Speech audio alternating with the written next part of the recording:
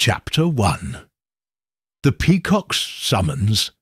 Hercule Poirot sat in his snug drawing-room at Whitehaven Mansions, the waning afternoon light glinting off his polished black notebook. Before him lay an envelope of heavy cream paper, its edges scalloped, the address penned in sweeping, confident curves. Monsieur Hercule Poirot, Greystone Hall, Derbyshire. Your talents are requested for a matter most delicate. Present yourself at sunset this Friday.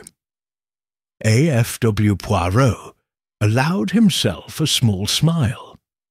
The initials offered no clue, yet the elegance of the stationery and the promise of matters of delicacy were enough to stir his curiosity. He turned to his companion, Inspector Japp, who stood by the mantelpiece, polishing his service revolver, a habitual gesture of nervous energy. "Mon ami," Poirot began, tapping the envelope, "we are summoned. Greystone Hall, you see. A house imbued with history and secrets." He raised an eyebrow. "And in whose employ shall we find ourselves, I wonder?" Japp grunted, tucking the cloth into his belt. "Another country house caper, Poirot. Last time you nearly dunked your moustache in soup chasing crumbs of guilt." "Precisely why I accepted," Poirot replied, lightly touching each curl of his famous moustache. A closed circle of suspects, a dramatic setting, and a puzzle cloaked in poetry. What more could one desire? That Friday evening, the motor car rumbled up the gravel drive of Greystone Hall, its lamps cutting through swirling mist. The manor's stone facade was draped in ivy, and its turrets pierced the low clouds. Poirot disembarked with perfect balance, bowing to the silent grandeur, while Japp surveyed the shadows with a professional distaste for damp isolation. They were greeted by Madame Longueville, the housekeeper, whose stern countenance softened only for the slightest of nods. "Monsieur Poirot, Inspector Japp, the Countess awaits you in the blue salon." As they stepped inside, the hush was punctuated only by the crackle of a distant hearth. Portraits of stern-faced ancestors lined the corridor, peacock feathers subtly woven into the tapestries and gilt frames. Poirot felt the thrill of anticipation flutter in his chest. In the blue salon, bathed in the cool glow of crystal chandeliers, stood the peacock-haired Countess herself. Her hair, an artful cascade of emerald and sapphire hues, was swept high and adorned with actual peacock feathers. She wore a midnight blue gown that hugged her slender frame, her dark eyes, sharp as onyx, fixed upon Poirot. "Bienvenue, Monsieur Poirot," she began, voice silk over steel. "I trust your journey was pleasant." "Madame," Poirot answered with a slight bow, "it was most agreeable. Your summons intrigued me greatly." She inclined her head, then gestured to a small mahogany table at the room's centre. Upon it lay a rolled parchment sealed with deep green wax. A hush fell as her attorney, Mr. Caldwell, carefully cracked the seal and unrolled the parchment. "When night's cobalt eye beholds the feathered queen, truth must shine where hidden motives convene. Should craft and guile obscure the heart, sincere, the peacock's secret dissolves in fear." As the last line echoed through the salon, the Countess's gaze flicked to her three guests: Lord Hawthorne, her distant cousin and chief contender for inheritance; Miss Eleanor Finch, her young protégé of modest birth; and Mr. Caldwell himself, the learned attorney whose loyalty was said to be unassailable. Tonight, the Countess announced. "Each of you vies for the heart of malachite, the ancestral gem of our house. This riddle is your test. Tomorrow, at noon, you will present your solution. The one whose answer reflects genuine truth shall inherit the gem." Miss Finch's pale fingers trembled. Lord Hawthorne's dark eyes gleamed with ambition. Mr. Caldwell adjusted his glasses, lips pressed into a thin line. Poirot leaned forward, his gaze steady and incisive. "Madame, the riddle speaks of sincerity over artifice. I propose we begin by understanding what the peacock's secret truly signifies, and to observe how each contestant responds when their integrity is placed under scrutiny." The Countess inclined her head with a faint smile. Outside, the wind sighed through the ancient oaks, a sound like whispered counsel. Poirot settled into his chair, ready to employ his famous little grey cells in service of unfolding the layers of deception. Dinner would wait. The true feast tonight was the mystery itself, and already the first delicate threads were within his grasp. Chapter 2. The Riddle unfolds. The following morning, a pale mist clung to the hedges of Greystone Hall as Poirot and Inspector Japp emerged into the dew-damp courtyard. The sun had yet to climb fully above the horizon, and the grounds held the hush of anticipatory breath. Inside, the hall's great kitchen bustled with activity.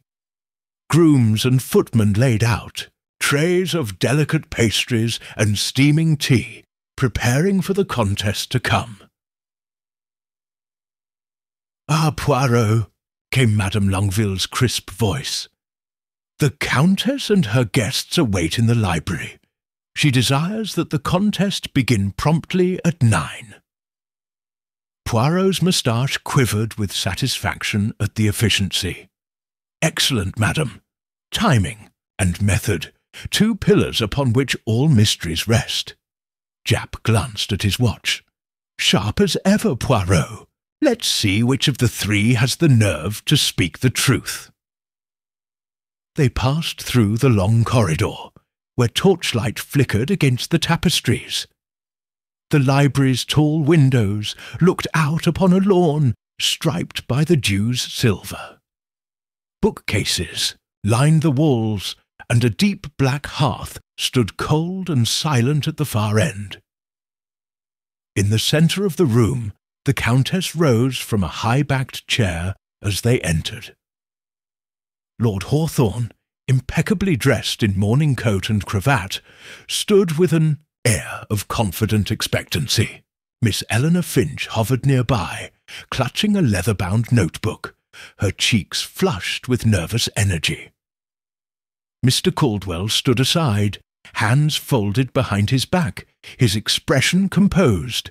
"Gentlemen, mademoiselle," the Countess began, her voice clear as a bell. "Thank you for being punctual. Today, each of you will interpret the riddle presented last evening. Speak plainly and with conviction. I will hear you in turn." Poirot seated himself at a side table, notebook ready. Japp leaned against a window-sill, arms crossed. The Countess gestured to Lord Hawthorne first. Lord Hawthorne stepped forward, shoulders squared. "Madam," he began in a smooth baritone, "the peacock is a creature of pride, yet its beauty lies in the purity of each feather. To me, the heart of malachite demands an heir worthy in character. The riddle's warning, should craft and guile obscure the heart sincere, speaks to deception. I propose that the gem should go to the one who proves noble without artifice." He paused, letting his words hang in the silent room. "Therefore, I submit that nobility of birth and breeding, coupled with honest intent, mark the rightful heir. Countess inclined her head slightly, but said nothing. Lord Hawthorne returned to his place, confidence undiminished. Next, Miss Finch approached, her hands trembling. She cleared her throat. Countess, Monsieur Poirot, Inspector Japp, the peacock's secret is that it reveals itself only when unafraid, when it shows its true colours. Our family's legacy demands courage and sincerity more than lineage. I believe that to inherit the heart of malachite, one must demonstrate wholehearted bravery in revealing one's true self. She held up her notebook. Last night, I recorded every detail of this estate, its hidden passages, its long halls, and I am ready to disclose an unknown corridor leading to the mausoleum. I offer this knowledge as proof of my honesty. A faint murmur rippled through the assembly. The Countess's eyes softened as she regarded Miss Finch's earnest gaze. Finally, Mr. Caldwell stepped forward. His voice, though measured, carried weight. My lady, the riddle's first line refers to Knight's cobalt eye, which suggests observation under scrutiny. In law, truth emerges through rigorous examination. Thus, the test is a demonstration of transparency, of laying one's motives bare. I propose a formal declaration of each contender's intentions, signed in your presence. Such an act would satisfy the riddle's demand for sincerity. He produced 3 sheets of parchment, each bearing a written oath of integrity. Let each sign, thereby sealing the truth with their own hand. The Countess considered his proposal, lips pursed.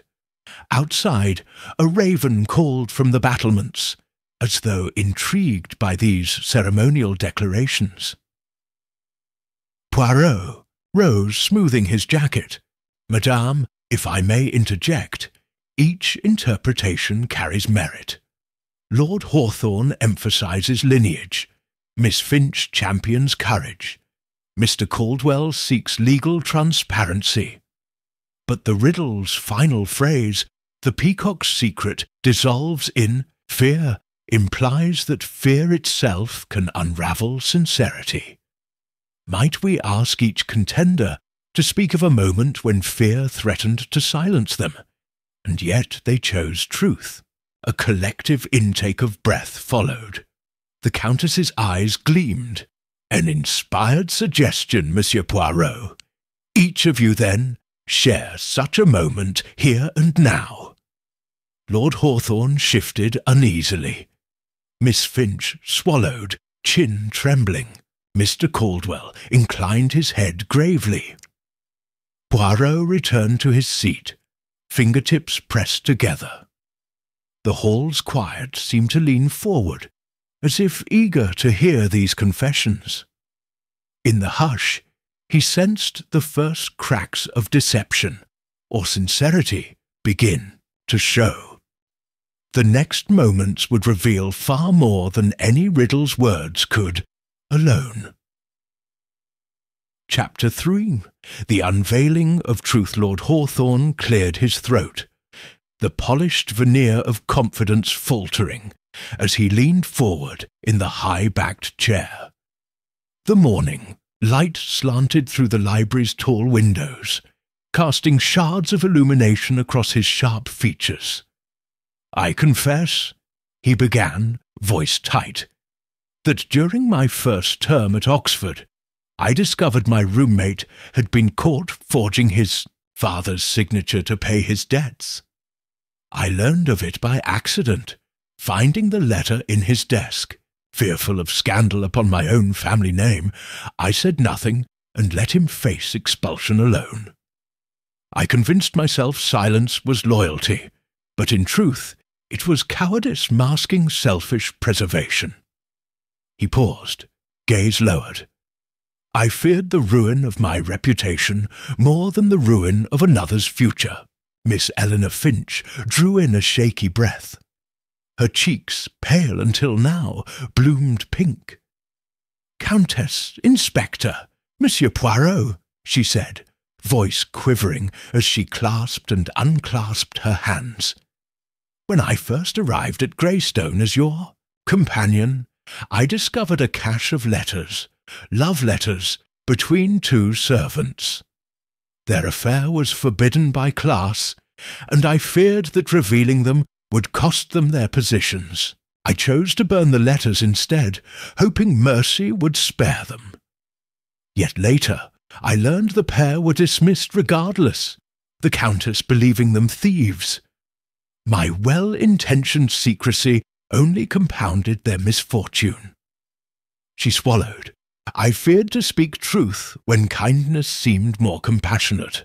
Mr. Caldwell removed his glasses, polishing them with a handkerchief before responding.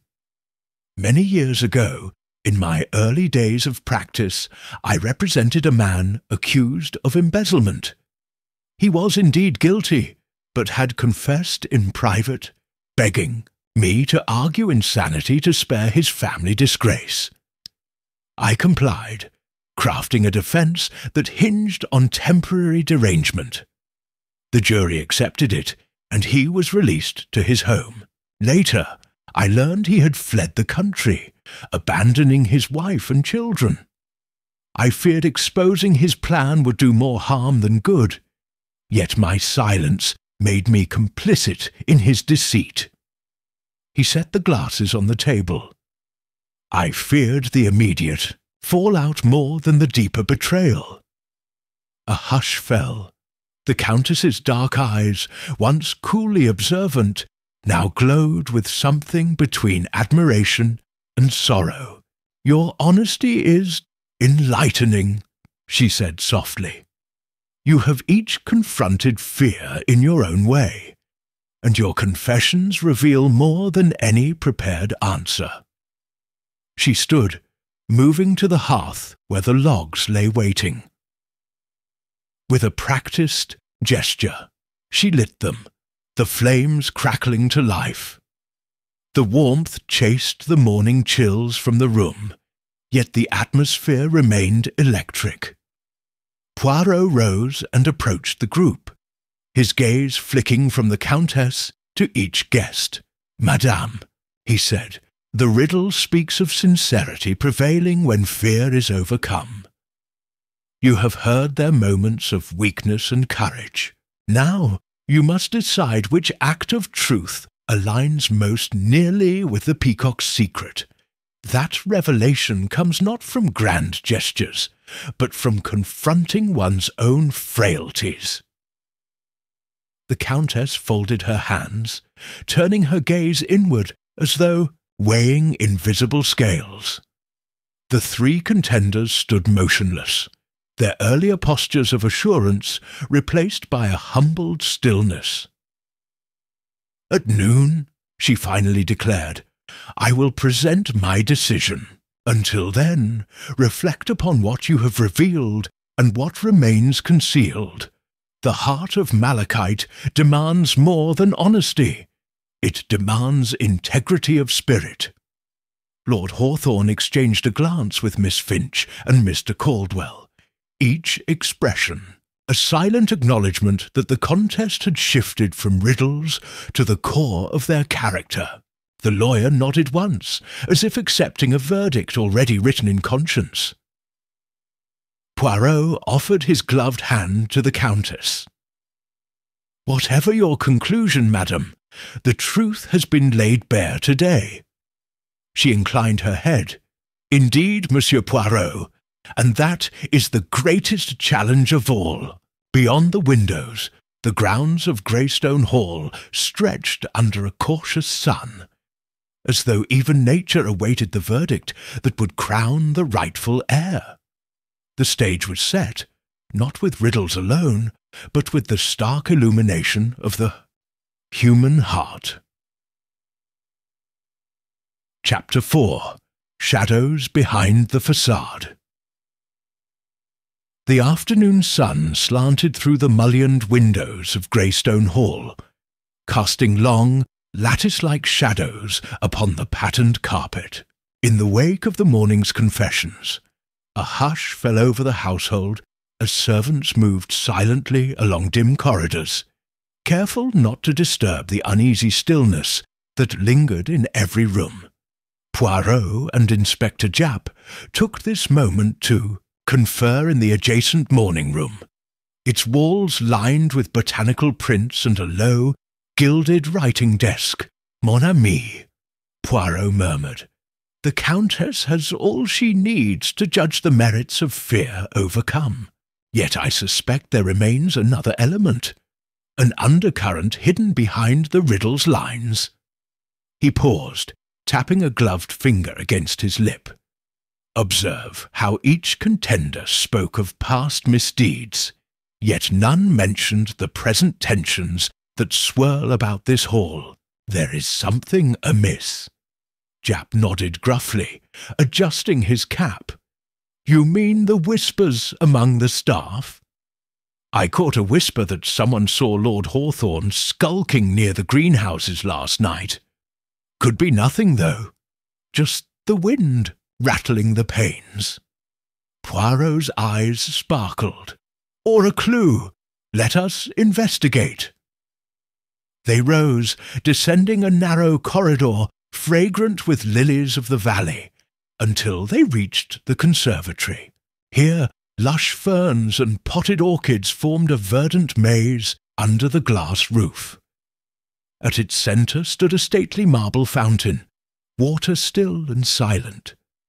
Poirot's keen gaze roved over the glossy leaves and terracotta pots. "Look, Japp," he said, pointing to a small pile of discarded parchment at the base of a fern. Retrieving it, he smoothed the brittle paper. Scrawled hastily in ink was a drawing of a peacock, but its feathers were replaced by serrated lines, as though each plume had been jaggedly torn. Beneath the sketch was a single word: betrayal. "Inspector," Japp frowned. "Someone tried to send a message, but why hide it here?" He stamped on the page decisively, crumpling it under his boot. "No wonder it's torn to shreds." Poirot lifted a finger, stopping Japp. "Hush, mon ami. The paper itself is significant. The edges are singed, as though someone burned away portions of its message. And look at this." He held the fragment to the light, a watermark, the crest of Greystone Hall, beneath the initials E.F. Japp whistled softly. Miss Finch's initials. Was she trying to warn the Countess, or accuse someone? Precisely the question. Poirot pocketed the fragment and swept his gaze across the conservatory. "Let us seek Miss Finch." They found her in the library, seated at the desk where Caldwell had read the riddle. Her face was pale, her posture rigid as an automaton. Books lay open before her, annotations filling their margins. "Madam Finch," Poirot said, bowing slightly, "I discovered this fragment in the conservatory. Might you explain its origin?" He placed the scrap gently upon the desk. Miss Finch's lips trembled. I found it this morning just after voicing my confession. I did not write it, I swear it. I picked it up to bring to the Countess, but someone must have seen me and torn it before I could reach her." She glanced at Japp. "I was afraid that revealing the greenhouse's hidden exit would doom me, so I thought this note might serve as a deterrent, or a plea for caution." Japp crossed his arms. "A hidden exit?" Miss Finch nodded. "Yes. A narrow doorway behind the palms leads to an underground passage. I planned to reveal it, perhaps to show my courage, but someone opposed that disclosure." Her eyes filled with tears. I fear this contest has driven one of us to sabotage." Poirot's moustache quivered. "Sabotage indeed! Let us examine the greenhouse door." They followed Miss Finch through the humid air to a discreet arch concealed by philodendron fronds. The door's latch was slightly bent, its paint scratched. "A struggle," Poirot observed. "Someone jostled this to prevent your access." Before Miss Finch could respond, Lord Hawthorne entered, his face a mask of polite concern. "Still, everything in order?" he asked, voice cool. He glanced at the note. "What have you found, Inspector?" Japp took a step forward. "Evidence of interference. Someone doesn't want the underground passage known." Lord Hawthorne's brow flickered. "Surely you don't suspect me of tampering?" He shook his head, but his fingers toyed nervously with his cravat. "Suspicion falls where motive lies," Poirot interjected gently. "Yet motives shift, like shadows in this grand house. We must consider all possibilities. Fear of exposure, greed for the gem, or deeper secrets yet untold." The Countess's voice then echoed from the doorway. "Gentlemen, Miss Finch, what is this disturbance?" she asked, her gaze sweeping over the gathered trio.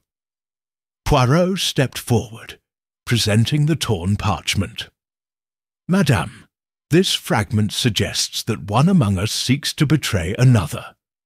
The riddle's challenge is no longer solely about truth under fear, but about whispers in the dark that threaten all." The Countess's dark eyes glinted. "Then let the contest proceed in the light of day. At noon, we shall know not only who speaks truth, but who creeps in shadow. Until then, I shall retire to prepare. You," she addressed Lord Hawthorne, "see that nothing else is disturbed. And you," she turned to Miss Finch, "recover your composure." Alone again, Poirot regarded the Countess's departing figure. "The game has deepened, Inspector. We have seen fear, confession, and now sabotage. The peacock's feathers are not merely beautiful. They conceal sharper edges." Japp tapped his revolver. "Let's find those hidden truths before someone loses more than a riddle." Together, they left the conservatory and its secrets behind. The hush of Greystone Hall, broken only by the distant drip of the fountain and the susurrus of the palms. The final confrontation drew near, and with it, the unmasking of the one who lurked in shadow. Chapter 5. The Passage of Secrets. Hushed expectancy settled over Greystone Hall as the great clock in the entrance hall chimed 11. In the silent corridors, portraits seemed to lean forward, as though eager for the noon assembly. Poirot and Inspector Japp walked side by side, their footsteps muffled by the deep crimson runner, each contemplating the revelations of the morning and the sinister discovery in the conservatory. "Mon ami," Poirot murmured, fingertips lightly tapping his moustache. "We have seen fear confessed, motives revealed, and shadows shifting in hidden corners. Yet I suspect the heart of this mystery lies beneath, quite literally." He gave a soft nod toward the stone staircase that descended to the servants' wing. Japp raised an eyebrow. "You mean that secret passage Miss Finch mentioned?" "Precisely. If sabotage has been set in motion, the clandestine corridor may hold proof. Let us proceed before the others gather for the Countess's verdict." They slipped down the narrow stairs behind a tapestry, arriving at the lower level where the air was cooler and carried the faint scent of damp stone. Poirot paused, surveying a series of heavy oak doors. One stood ajar, revealing the faint glow of a lantern within. "Over there," Japp whispered. They entered to find the corridor leading into a dimly lit tunnel carved into the hill. The walls dripped with moisture, and the floor was slick with moss. Footprints, 2 sets, marred the earthen ground, one small and light, the other broad and heavy. Poirot knelt to examine the prints. "Observe, Japp. The smaller prints correspond to Miss Finch's dainty shoes, and the larger perhaps to Lord Hawthorne's sturdy boots. Both appear recent." He traced a line of scuffed earth toward a low archway. "Follow me," they emerged. Into a vaulted crypt, its arched ceiling ribbed with stone. At its centre stood an ornate sarcophagus bearing the greystone crest. Fey light filtered through a narrow grate, illuminating a small alcove where a locked iron chest lay on a stone plinth. "A hiding place," Japp muttered. Poirot's sharp gaze noted the fresh scratch marks around the padlock. Someone attempted to access this chest. The heart of malachite may have been here, or was intended to be hidden here. He knelt and inspected the cast-iron lock, but the lock's mechanism has been deliberately damaged to prevent opening. A sudden echo of footsteps made them start. Turning, they saw Miss Finch stepping into the crypt, trembling but determined. "Monsieur Poirot, Inspector Japp, I came to recover what was hidden. I believed that if I could secure the gem, I could prove my sincerity once more." Poirot rose, regarding her kindly. "Mademoiselle, your courage is admirable, yet your haste betrays a deeper anxieties." He gestured to the padlock. "Did you attempt to open this?" She nodded, tears welling.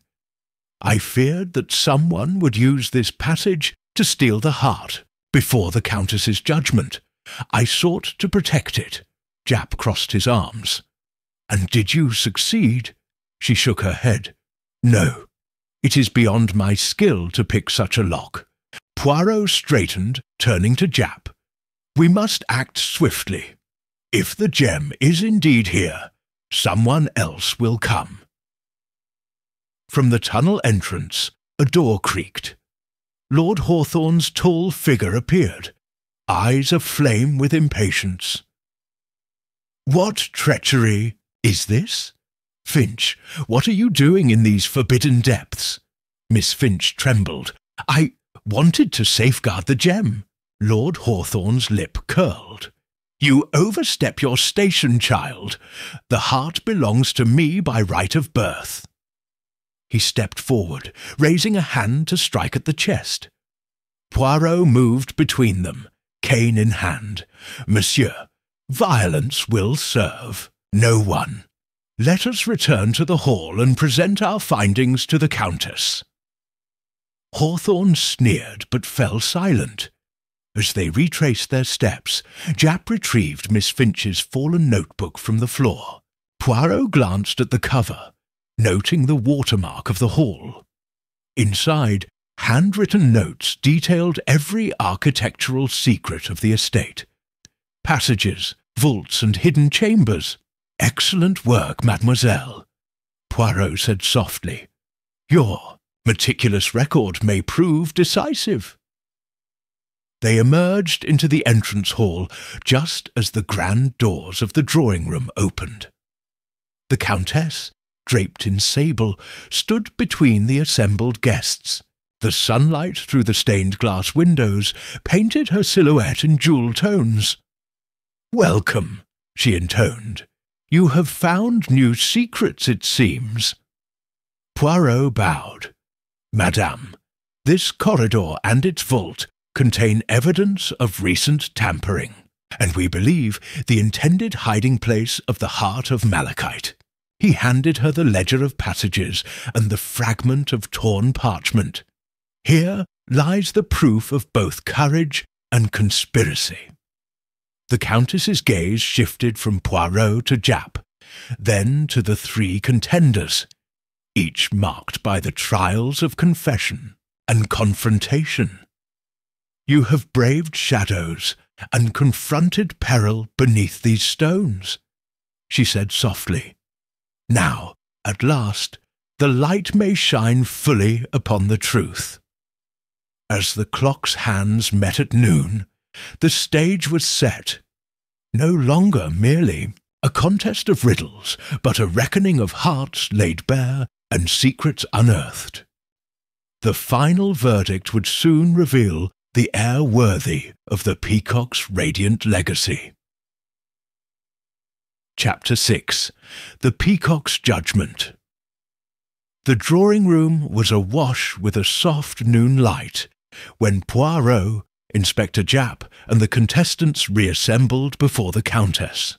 The tapestry-lined walls, once silent witnesses to ancestral triumphs, now seemed to lean in expectant curiosity. A hush fell as the Countess glided forward, the heart of malachite concealed within a velvet-lined ebony box that she cradled like a precious secret, mes amis. She began, voice assured yet tinged with solemnity. You have each undergone trials of confession courage and confrontation beneath these walls and stones. Each of you has revealed truths and harboured fears. Yet only one may bear the legacy of my house. She paused, her peacock-feathered coiffure catching the light like jewelled fins. Monsieur Poirot has assisted me in discerning the sincerity of your hearts. It is to him that I now entrust the final decision. Poirot inclined his head. His grey eyes swept the assembled trio. Lord Hawthorne, poised but visibly shaken. Miss Finch, resolute though fatigue shadowed her features. And Mr. Caldwell, composed yet with a flicker of tension behind his eyes. Madame, he said, the riddle you presented, truth must shine where hidden motives convene, was more than a poetic challenge. It was a mirror held to each soul. It revealed who embraced honesty despite fear, and who sought advantage through deception. Here turned first to Lord Hawthorne. My lord, you spoke of nobility of birth, yet your confession of cowardice in college revealed that reputation, though polished, can mask a reluctance to defend integrity. Later, your impatience in the crypt suggested ambition might overshadow honour. Lord Hawthorne lowered his gaze, lips pressed in silent acknowledgment. Poirot's gaze shifted to Mr. Caldwell. Monsieur, your mastery of legal nuance is unquestioned, and yet your concealment of your client's betrayal under guise of insanity showed that even learned minds can be complicit when fear of consequence outweighs fidelity to truth. Caldwell's normally steady expression flickered, but he remained silent. Finally, Poirot faced Miss Finch. He took from the Countess the parchment ledger of hidden passages and the torn fragment bearing her initials. Mademoiselle Finch, he said, you confessed to interfering with messages in hopes of compassion, then risked the darkness of the crypt to protect the gem itself. You documented every secret corner of this hall, not for advantage, but to preserve the heart until truth prevailed. You faced the threat of discovery and remained steadfast. Miss Finch's eyes glistened, but she held her posture straight. The Countess watched her with a faint, approving smile. Poirot turned back to the Countess. Madam, each candidate has demonstrated facets of courage and folly. Yet it is Miss Finch who, through selfless action and unflinching honesty, best embodies the Peacock's secret, that beauty and brilliance arise when fear is transcended in service of what is right. A soft exclamation escaped Lord Hawthorne's lips, and Caldwell's jaw clenched, but the Countess raised a slender hand. "So be it," she said. She lifted the lid of the ebony box and removed the heart of malachite, a large, multifaceted gem the colour of a woodland pool. She extended it toward Miss Finch. "Eleanor Finch, I bestow upon you the heart of malachite. May you guard it with the integrity you have shown." Miss Finch approached, her voice barely above a whisper.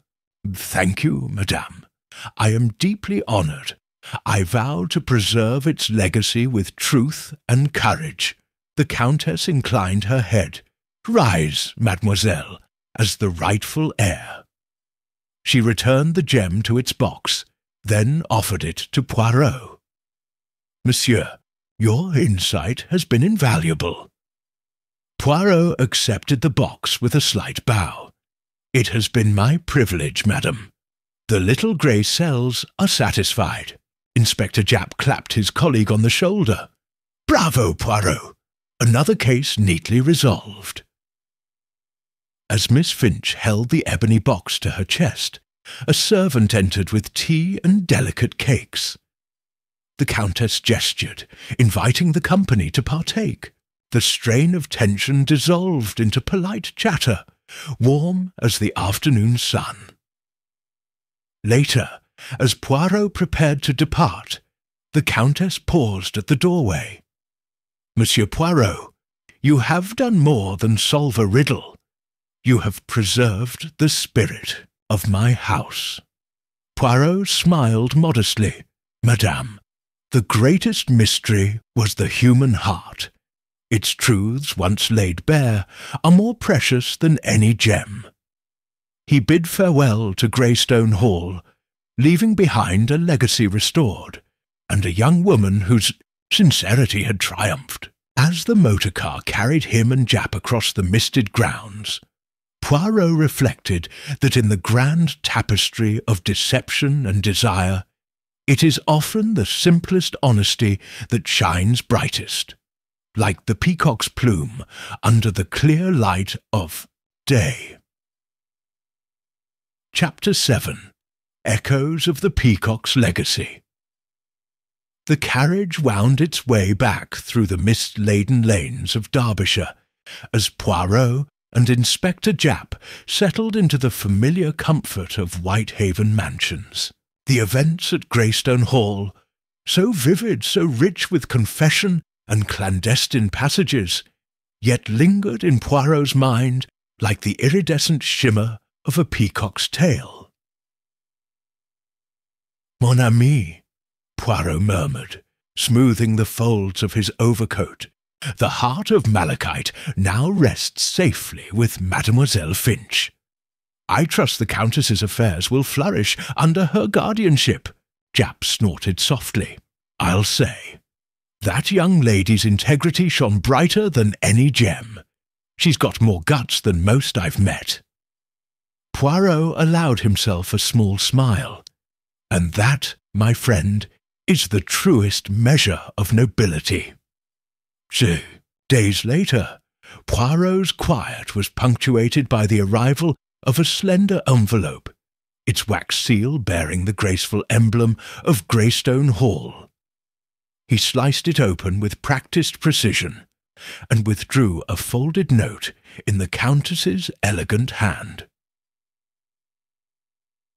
"Dear Monsieur Poirot, your presence at Greystone remains a cherished memory. Under Eleanor's stewardship, the estate has already seen renewed spirits among the staff, and the heart of malachite glows once more in its ancient setting. Yet I find myself compelled to ask, have you uncovered the identity of AFW, whose summons first brought you here?" With gratitude and curiosity, Victoria, Countess of Greystone Hall, Poirot's brow arched. He had indeed pondered the initials that had summoned him to the grand estate, Yet he had been so absorbed in the contest that the question remained unanswered. He set the letter aside and beckoned Japp. "Look here, mon ami. The Countess herself wonders who AFW may be. Shall we satisfy her curiosity?" Japp grinned. "Why not? Let's see if your little grey cells have been idling lately." Over tea in Poirot's drawing room, the two men compared notes. Poirot reviewed the guest list at Greystone. Lord Alfred Frederick Walden, no relation to the family. Archibald Fitzwilliam Worthington, a solicitor's partner, and Audrey Felicity Wainwright, a distant cousin living in Paris. Lord Hawthorne's given name was Alfred, Poirot observed, but his surname is Hawthorne, so not AFW Mr. Caldwell's firm is Fitzwilliam and Worthington, but his initials are LEC. That leaves Audrey Felicity Wainwright. Japp tapped a finger against his teacup. But she wasn't present, was she? The guests were Lord Hawthorne, Eleanor Finch, and Mr. Caldwell. Poirot nodded. Exactly. Yet the invitations, flourished, suggests someone invisible pulled the strings. One must look beyond the obvious. He rose and strode to his escritoire, retrieving his leather-bound journal. Thumbing its pages, he found the sketch of the Peacock-Feathered Riddle, and the marginal notes he had made upon first reading the "Summons, see here," he said, pointing to the phrase, "matters most delicate." In French, delicatesse also conveys tact and discretion, qualities prized by a confidant. Who among those with knowledge of the hall could have desired discretion? Japp frowned. Madame Langeville, the housekeeper. But her initials are ML, not AFW. Poirot tapped his chin thoughtfully. There was another presence at Greystone whose name went unmentioned. The serving maid who brought the note to me. She curtsied deeply and left without trace. I recall her brooch bore a tiny enamel peacock emblem. Japp's eyes widened. "You don't mean Litz Francis Wilmot," Poirot finished. "The maid recently employed by the Countess after Ile de Zunft. The previous one fell ill. Her name matches AFW, and she would have access to stationery and knowledge of family affairs, yet would remain unnoticed by guests." "And her motive?" Japp asked. Poirot smiled gently. "Perhaps devotion. She may have sought a worthy protector for her mistress's estate, and what better way than to engage the greatest detective of Europe? It was Alice Frances Wilmot who extended the invitation in service to her lady." The following morning, Poirot penned his reply to the Countess. "Dear Victoria, you were rightly intrigued. AFW is not a distant nobleman, but your newly appointed maid, Alice Frances Wilmot. Her dedication to your well-being motivated her to enlist my aid, for she recognized in you the desire to safeguard the heart of Malachite through a test of character. Her tact and affection for Greystone Hall mirror the very spirit we witnessed during the contest. With renewed respect, Hercule Poirot." Week later, Poirot received a final letter, this one from Miss Finch. "Monsieur Poirot, under my stewardship, the heart of Malachite has become a symbol of renewal. The estate flourishes, staff morale soars, and the secret passages are now preserved as part of Greystone's living history. I remain ever grateful for your guidance and hope our paths cross again. Yours sincerely, Eleanor Finch Poirot." Closed, his eyes savouring the satisfaction of a mystery well resolved.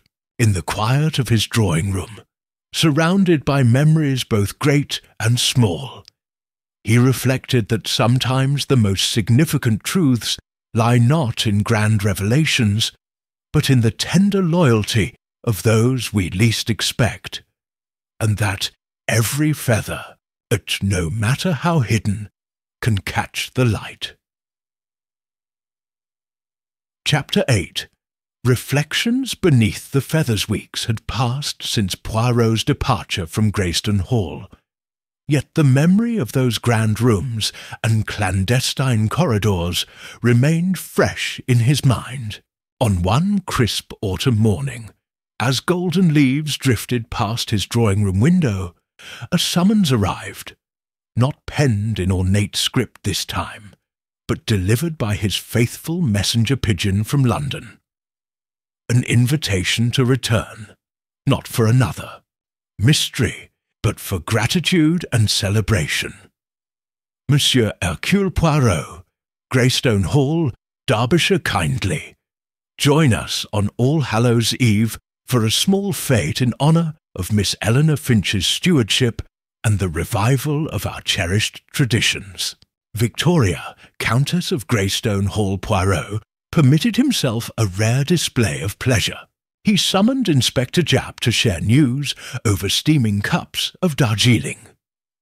Mon ami, it appears that the heart of malachite has become the centrepiece of festivities. Would you accompany me? Poirot's eyes twinkled behind his pince-nez. Japp, finishing the last of his biscuits, smiled broadly. Wouldn't miss it for the world. At dusk on All Hallows' Eve, the motor car wound once more up Greystone's gravel drive. The manor's turrets were outlined in lantern light, and jack-o'-lanterns flickered upon the steps. Music and laughter drifted through the open windows, and a sense of warmth and renewal emanated from within. Inside, the Countess welcomed Poirot and Japp with genuine delight. She wore a gown of deep burgundy, her peacock feathers now fashioned into an elegant fan. "Monsieur Poirot, I am overjoyed you could return," she exclaimed, embracing him lightly. "Eleanor's contributions have breathed new life into every corner of Greystone." Miss Finch herself appeared, radiant in a silver gown embroidered with peacock motifs. In her hands she held the ebony box, its velvet lining gleaming. "Monsieur Poirot," she said, curtsying, "your wisdom has guided us all. Please be our guest of honour." A long oak table stood in the great hall, laden with crystal and silver. A feast of roasted game, autumn vegetables, and iced sweetmeats carved in the shapes of peacock feathers. Guests, family, staff, and a few intimate friends murmured their thanks to the detective whose small grey cells had restored honour and harmony to Greyston. As the first course concluded, the Countess rose, tapping lightly on her wine-glass. Silence fell. "Friends," she began, voice clear, "tonight we celebrate not simply the preservation of a family heirloom, but the unveiling of truths that bind us together. Thanks to Monsieur Poirot's insight, we confronted fear, exposed deception, and emerged stronger in spirit. And thanks to Miss Finch, we have secured a future for this hall rooted in honesty and courage." She gestured to Eleanor, who held the heart of malachite aloft. A hush of admiration greeted the gem's verdant glow. "May its facets reflect our steadfastness, and its brilliance remind us that integrity outshines all." A ripple of applause echoed through the hall. Poirot rose, bowing with characteristic modesty. Mademoiselle," he said, "the greatest reward lies in witnessing the renewal of conviction, that to choose truth is to honour both past and future." Later, Poirot found a quiet moment alone in the blue salon. He sipped a glass of port and gazed upon the portraits of ancestral countesses and earls, their stern eyes softened by the flicker of candlelight. In a nearby cabinet glowed the heart of malachite, its facets twinkling like a promise. Footsteps drew near, and Miss Finch entered, carrying 2 small volumes bound in green leather. "Monsieur Poirot," she said softly, "I wished to present you with these." She laid the books upon a side table. "They are the journals of Greyston Hall, newly compiled. The first documents are history. The second contains my own reflections on the contests and revelations you guided us through." Poirot ran his fingers over the embossed title, Heritage and Heart, Chronicles of Greystone Hall. "How thoughtful, mademoiselle," he murmured. "I am honoured." Eleanor hesitated, then spoke.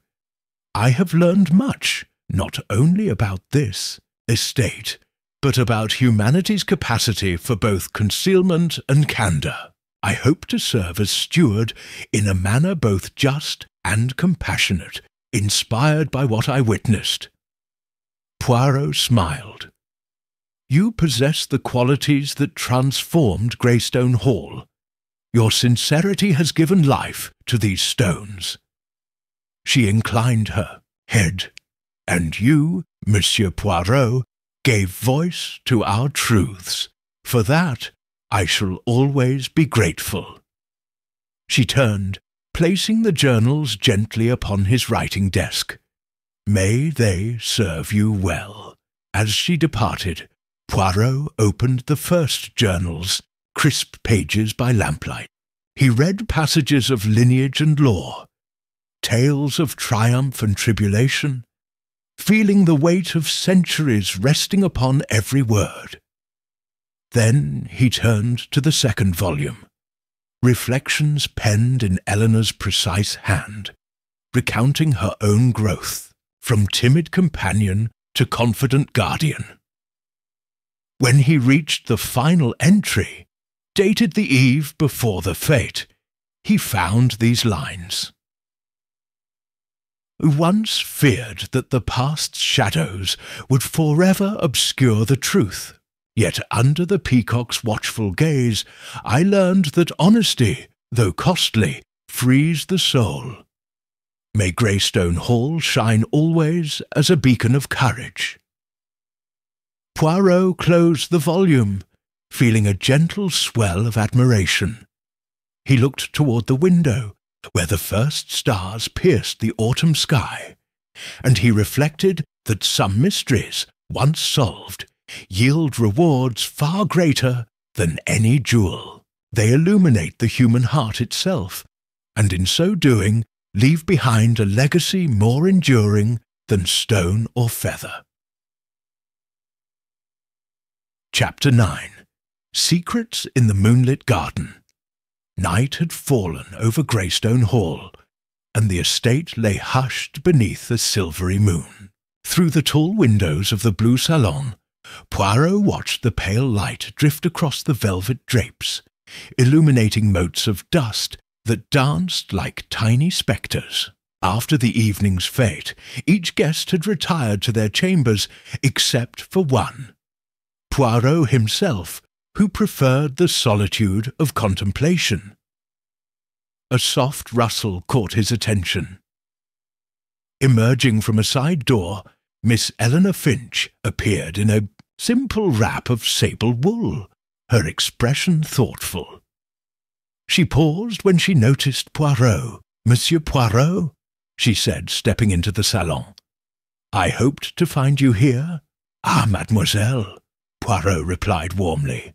"The garden beckons. Under such a moon. Shall we stroll?" They passed out through French doors onto the terrace, where marble balustrades were cool beneath their hands. The air was crisp, scented faintly with jasmine and fallen leaves. Below, in the shadowed parterre, the fountains were stilled, and columns of moonlight outlined statues of Greystone's forebears. Eleanor inhaled deeply. I cannot help but feel that despite the resolution of the contest, not all mysteries here are laid to rest." Poirot nodded thoughtfully. "Indeed, Greystone holds layers of history, some told, some hidden. You have already discovered secret, passages and buried confessions. What else tugs at your curiosity?" She hesitated, lifting her gaze to the distant yew hedge. "When I catalogued the passages, I found reference to a chamber of whispers, a small alcove beneath the west wing where guests once left clandestine messages. I have sought its entrance, but found only blank walls. I fear someone destroyed it." Intrigue sparked in Poirot's eyes. A chamber devoted to secrets. How very fitting. Let us seek it together." They made their way around the garden's perimeter, past clipped box hedges and clipped yews shaped like guardians. At the west wing's base, Poirot examined the stonework, fingers brushing over the mortar between blocks. "See here," he said, pointing to a slender horizontal seam that did not match the surrounding coursing. "This stone is slightly newer. Someone replaced or concealed it." Eleanor knelt and traced the seam. "You are right. It was hidden under ivy." Poirot produced his penknife and carefully tapped at the edge. With a soft click, the block shifted, revealing a narrow opening just large enough for a hand to slip through. Behind it lay a shallow niche lined with aged wood. Eleanor's breath caught. This must be it. Inside the niche, glass vials and folded scraps of parchment lay in neat rows. Gently she retrieved one of the vials, a slender cylinder sealed with wax. Inside, a pale blue powder glimmered in the moonlight. "A cleansing agent," Poirot murmured, examining the vial's label in faded ink, "for the eradication of memories unwanted." Eleanor unfolded a parchment, tiny script arranged in rhyming, couplets, an anonymous poem of betrayal and remorse, signed only with a single peacock feather. "Read," Poirot urged. Eleanor's voice trembled as she read aloud. "We pen these lines in hushed regret, lest truths we guard, we now forget. In moonlight's calm, let hearts confess, and rid the soul of its distress." She paused. "It seems intended to guide confessors, to record their sins and then purge remembrance with the powder." Poirot considered this quietly. A curious ritual, confession followed by erasure. It suggests someone sought relief from guilt without consequence. Eleanor looked around, unsettled by the empty garden. But why preserve these vials only to conceal them here? And who wrote these verses? Questions yet unanswered, Poirot agreed. He closed the stone panel gently. The Chamber of Whispers was more than a place for gossip. It was a sanctuary where remorse found release. The presence of these implements indicates a pattern of such confessions, and perhaps a hidden history of those who could not live with their secrets. Eleanor shivered in the cool night air. Is it dangerous to unearth these things? Dangerous only if we force memories meant to be forgotten, Poirot replied. Yet knowledge, tempered by compassion, need not harm. Tell me, mademoiselle, do you intend to reveal these discoveries to the Countess? Eleanor hesitated. I do not know. Part of me fears that some secrets are best left buried. Poirot placed a reassuring hand on her arm. You have proven your integrity and sensitivity in equal measure. Trust your judgment. If revealing this serves healing, you will know. They lingered in silence, watching moonlight pool in the marble basins. In that quiet hour, Poirot reflected that each answered riddle often concealed another, and that Greystone Hall's true story lay in the hearts of those who walked its corridors, past, present, and future. At length Eleanor spoke. "I shall speak with the Countess at dawn." Poirot nodded, tipping his head. "A wise decision. And now, mademoiselle, rest these thoughts. Tomorrow the hall will awake to new revelations." Hand in hand, they returned through the French doors into the warmth of the manor, leaving the moonlit garden and its chamber of whispers once more to the hush of midnight. Chapter 10. Revelations at dawn. The first light of dawn filtered through the tall mullioned windows of Greystone Hall's blue salon, painting the tapestries in soft gold. Eleanor Finch stood at the long oak table, her hands folded over the journal she had carried from the moonlit garden. Across from her, the Countess of Greystone Hall surveyed her young steward with a blend of curiosity and concern. "Eleanor," the Countess began, voice gentle yet firm, "you wished to speak of discoveries made in the night?" Eleanor drew a steadying breath. "Yes, madame. I have found the Chamber of Whispers, a secret alcove beneath the west wing. Within it lay vials of a pale blue powder, and verses inviting confession, followed by erasure of memory." She placed the journal on the table, opening to the handwritten couplets she had transcribed. The Countess's dark eyes lingered on the parchment. "I had heard rumours of such a place, an old ritual of the Greystone ancestors. Never did I imagine it so literal."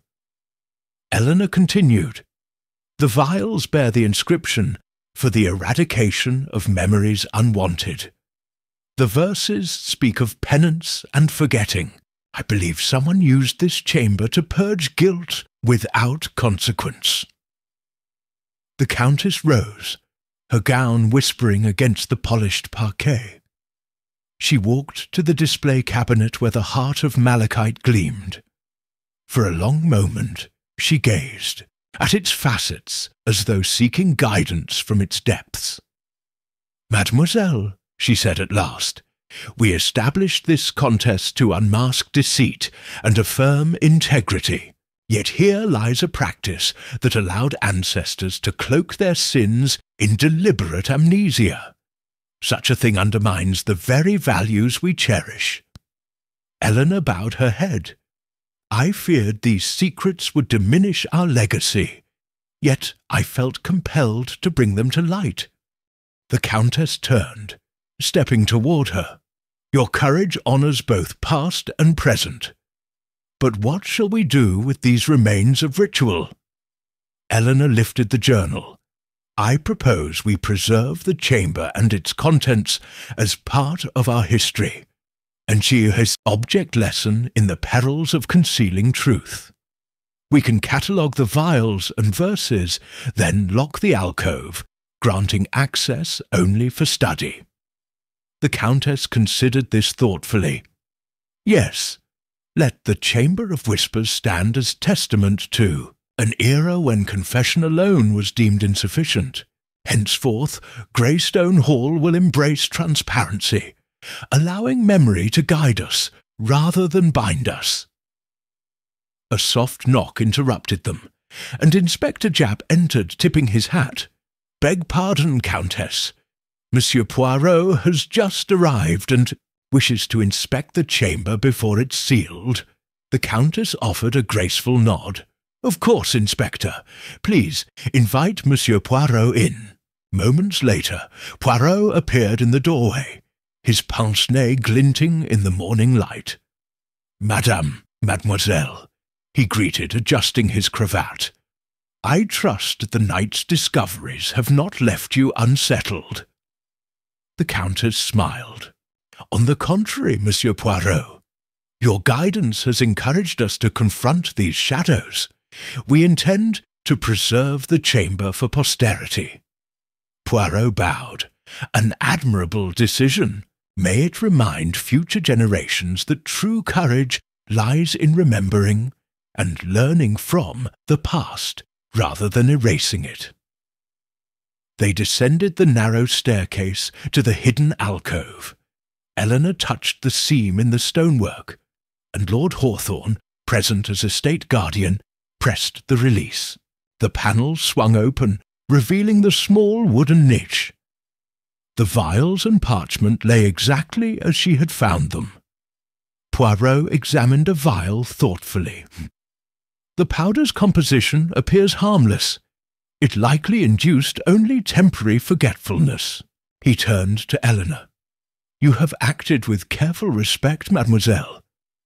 Lord Hawthorne frowned slightly. Surely such implements were intended to spare loved ones pain. The Countess laid a hand on his arm. "But at the cost of truth itself.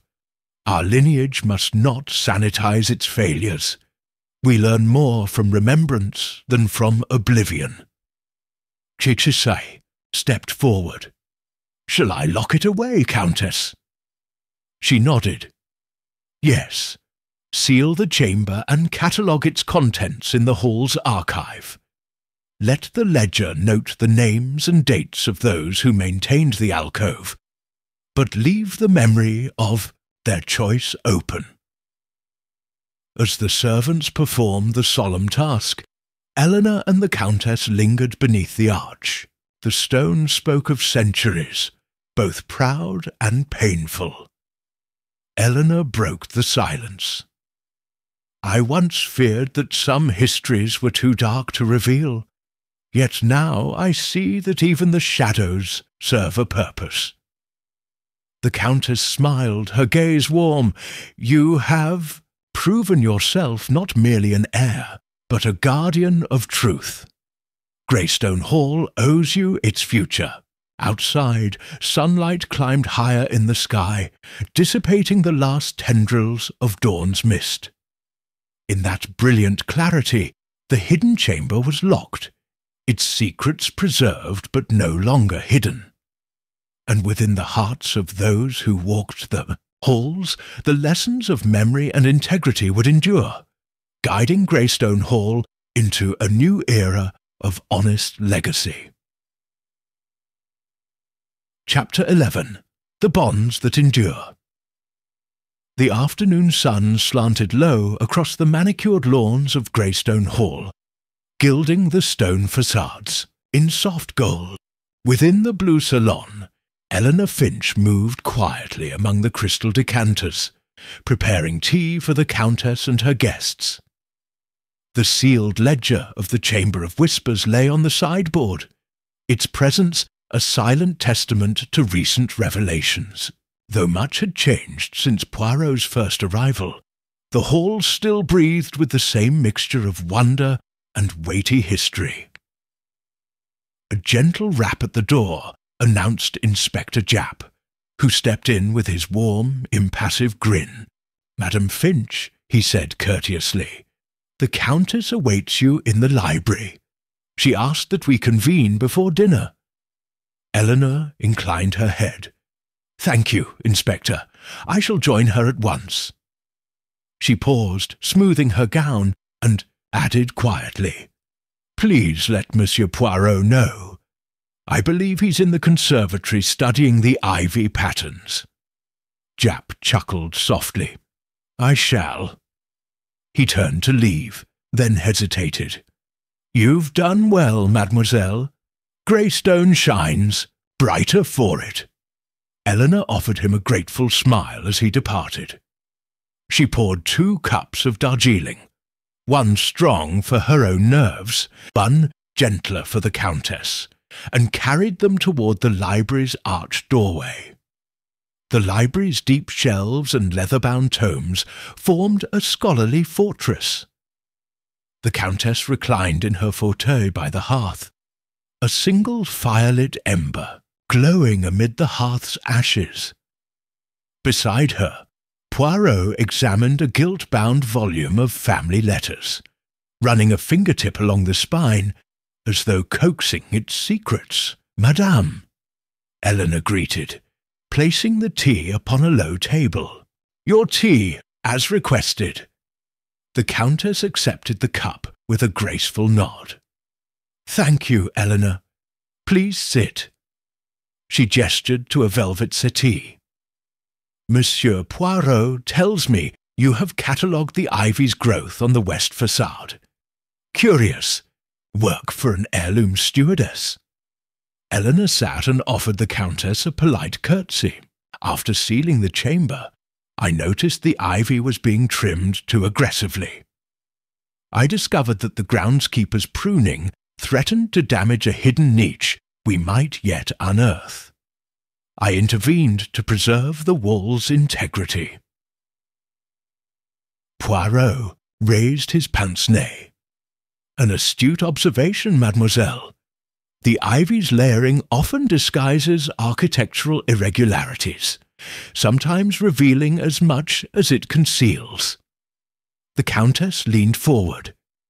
"Your vigilance has been invaluable. Because of you, we retain the option to explore further discoveries, or to ensure nothing harmful lies buried." She sipped her tea. "I wish to speak frankly of the future. Greystone Hall needs a guiding hand, someone wise, compassionate, and attentive to both tradition and renewal. You, Eleanor, have proven yourself." Eleanor's cheeks warmed. She clasped the cup. "Madame, it is my honour to serve. I only hope to live up to your trust." The Countess set down her cup. "There is one more matter." She picked up a slender envelope bearing a foreign seal. "This letter arrived this morning from Paris, addressed to you." Eleanor opened it, extracting a single sheet in pale lavender ink. "Madame Finch, your reputation for integrity precedes you.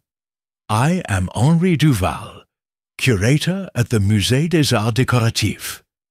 I request your expertise in dating and cataloguing a collection of British antiquities. If you find merit in the task, I extend an offer of partnership or temporary appointment. Respectueusement, H. Duval. Eleanor's breath caught.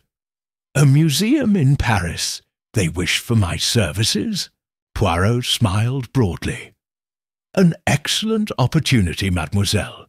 Your talents in documentation and historical acumen are clearly in demand." The Countess regarded her with warmth. "I would not stand in your way, Eleanor. Under your stewardship, Greystone has flourished, but the wider world calls." Eleanor closed the letter, her mind racing. "Madame, I do not know what to say." The Countess placed a hand on her shoulder. "Say only what your heart dictates. If your destiny lies in Paris, we shall support it, and find another to carry on here. If you choose to remain, Greystone will be your home." Eleanor swallowed, looking between the Countess and Poirot.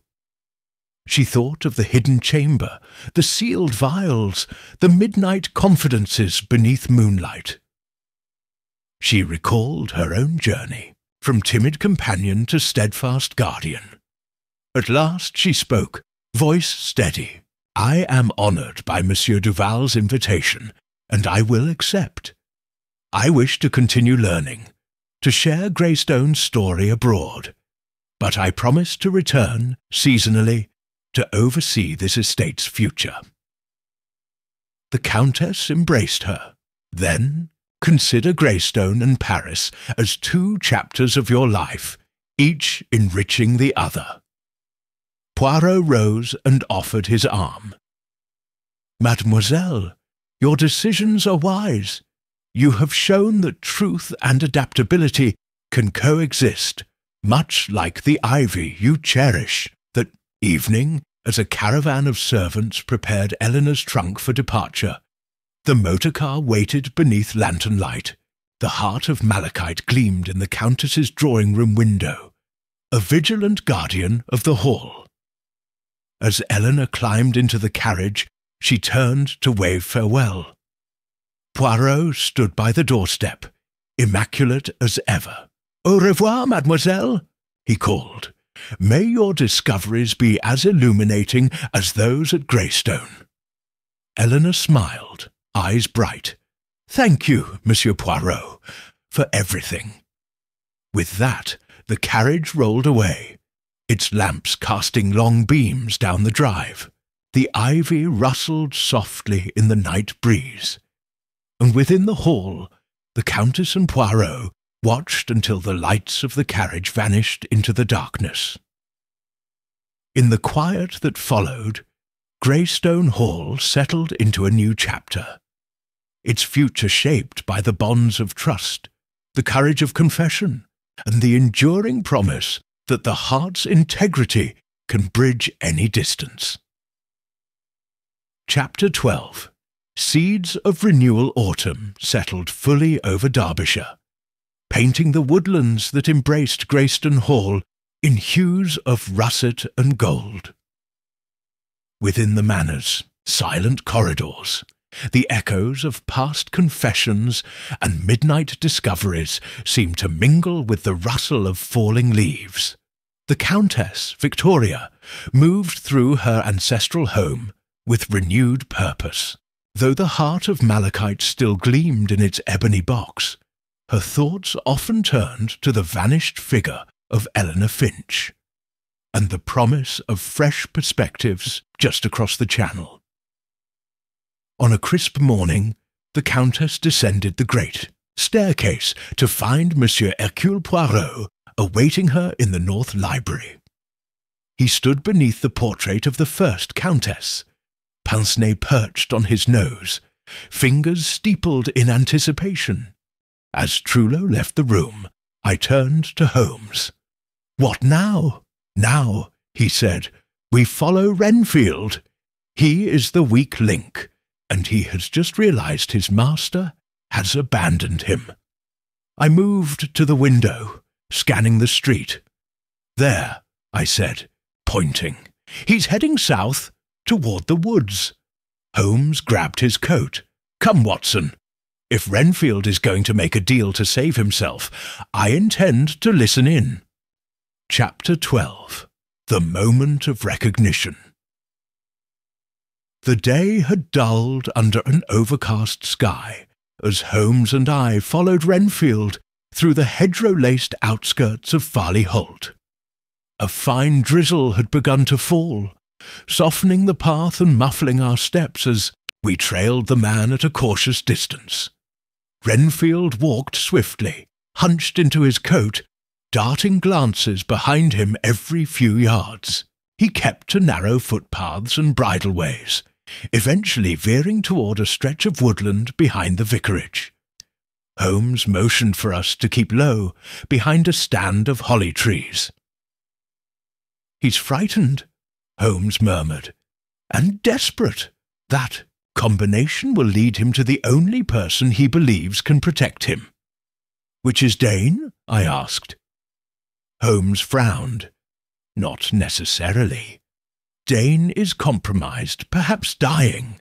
Renfield may now look to whomever truly orchestrated this deception, someone still holding the reins."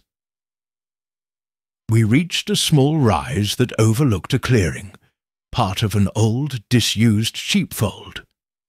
At the centre stood a weathered gazebo of sorts, half collapsed, under ivy and neglect. Renfield approached it with visible reluctance. To our astonishment, a woman stepped from behind the structure, Miss Lillian Clay. Holmes's eyes sharpened. "She," he whispered, "is far more than she claimed to be." "I had no choice," Renfield cried. "Trullo has lost his nerve. Holmes found the girl.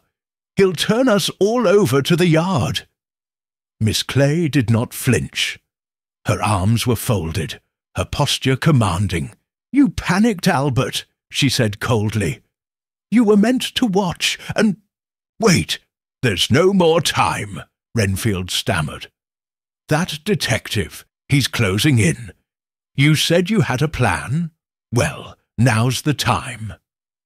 Holmes touched my arm and we crouched lower, allowing the mist and bramble to shield our position. "Miss Eek," Clay's voice turned low and sharp. "What precisely did Holmes find? Has she spoken?" "No, she was asleep. Drugged. But they'll wake her. Maybe they already have." Miss Clay considered this, then spoke again with calculated calm. "Then you will go to Trullo. Tell him the girl is safe, that she was never in danger. Holmes must be misled until we can retrieve the letter." Renfield blinked. "But you burned it in the vicarage fire." A pause. "No, Albert, I never burned it." Holmes inhaled sharply. "She lied to Dane," he whispered. "The letter still exists. She has kept it, possibly for leverage. Blackmail, or worse." Miss Clay was speaking again. "Holmes must believe he has won, at least for now. Tomorrow morning I'll take the carriage to Lichfield under the pretence of informing the girl's relatives. You'll accompany me. In truth, we'll travel to the solicitor's office in Alchester and present the new will." Renfield blinked again, confused. "You forged another?" "No. I found the original, hidden among the vicar's archives, before Dane ever knew. It names Beatrice sole heiress. Once she is discredited, declared unstable or missing, the estate will pass to her next of kin." "And who is that, Albert?" He stared blankly. "Me," said Miss Clay, smiling faintly. "By marriage." My breath caught. "Then she's not the girl's companion," I whispered. "She's her cousin." "Or half-sister," Holmes replied. "Or even a secret wife of the elder Hartwood's illegitimate son. No wonder she inserted herself into the girl's trust." Down below, Renfield hesitated. "And if Holmes stops you?" Miss Clay turned, eyes flashing. "Then I will stop him first." She vanished behind the vines. We returned to the Bluebell Inn before dusk. Holmes said little until we reached the privacy of our room. Then he sat by the hearth, removed his gloves, and steepled his fingers. "The mystery is at last complete. Watson, every actor has revealed their part." I took a seat opposite him. "You believe Miss Clay intended all this from the beginning?" "She's the architect of it all," Holmes said. "Trullo was a pawn, chosen for his weakness and conscience. Dane, a brutish obstacle. Renfield, a mule. But Miss Clay, she was the one who sought the Hartwood inheritance from the first, embedding herself beside Beatrice under the guise of service and friendship." "But how did she learn about the letter?" "Simple," Holmes replied. "She was present when Beatrice discovered it. Or perhaps she suspected all along. Remember, she told us she came into Beatrice's employ just 3 months ago, shortly after Dane acquired the manor. That timing is no coincidence." I nodded slowly. "And the letter, if it's genuine?" "It proves Dane inherited by fraud," Holmes said, "and that Beatrice is the rightful heir." He stood, pacing the room. "Now that we know the shape of the scheme, we must cut it off before its final stroke. Miss Clay intends to discredit Beatrice and abscond with the document. She must not be allowed to leave Farley Holt." "You'll stop her?" "Tomorrow," Holmes said, "but not alone. Tonight I shall write to Inspector Gregson in Alchester, and have a man stationed along every road out of the village." "And what of Beatrice?" I asked. "She must remain safe and unaware. If she learns too soon, she may act rashly or confront Clay directly. No, she is to stay under watch, in the care of Mrs. Royston, whom I now trust more than any other." Looked at him. "You're certain this is the whole story?" Holmes's expression shifted just slightly. "Not quite. There is still one puzzle that troubles me." "What's that?" He turned to the fire, his eyes distant. "The message. The original note that summoned Beatrice to the woods on the night she vanished. Who wrote it? It was not Dane, nor Trullo, nor Clay, and Beatrice swore she recognized the handwriting." He was silent for a moment. Then he looked at me with sudden clarity. "And now, Watson, now I believe I know who it was." Chapter 13. The Final Attempt to Escape. The village of Farley Holt was cloaked in a low fog the next morning, the sun a pale disk barely visible through the gauzy mist. Holmes had slept but an hour, spending most of the night at the writing desk, drafting messages to Inspector Gregson and the local constable, Mr. Fenwick, whose cooperation Holmes had finally secured through a well-placed telegram from Scotland Yard. By dawn, 3 discreet riders had departed, one to intercept Clay's intended journey, another to Alchester to verify the will at the solicitor's office, and the third to ensure that the solicitor himself, Mr. Halbert, remained available for questioning. Holmes left nothing to chance. "Today," he said as we took a hurried breakfast, "we cut the string on Miss Clay's delicate marionette show." "And if she attempts to flee?" I asked. "She will," Holmes replied. "The revelation in the woods spooked her. She knows her conspiracy is close to collapse. The question is not if she'll run, but when and how." At precisely 10 o'clock, the village square came to life. A hired landau carriage arrived at the front of the Bluebell Inn, its driver a wiry man with a tobacco-stained beard. Miss Clay descended the steps moments later, her attire immaculate, her demeanour perfectly composed. "Are you sure she's not simply attending to legal business?" I whispered from behind the bakery's side alcove, where Holmes and I crouched. "Poirot?" "Chez Couture has no appointment," Holmes said, "and she carries not a letter or affidavit, but a single leather valise. Too small for legal documents, too large to be empty." Renfield followed close behind her, shoulders hunched, eyes scanning the street. His nerves had clearly begun to unravel. As Miss Clay prepared to step into the carriage, a sudden voice rang out. "Miss Clay!" She turned.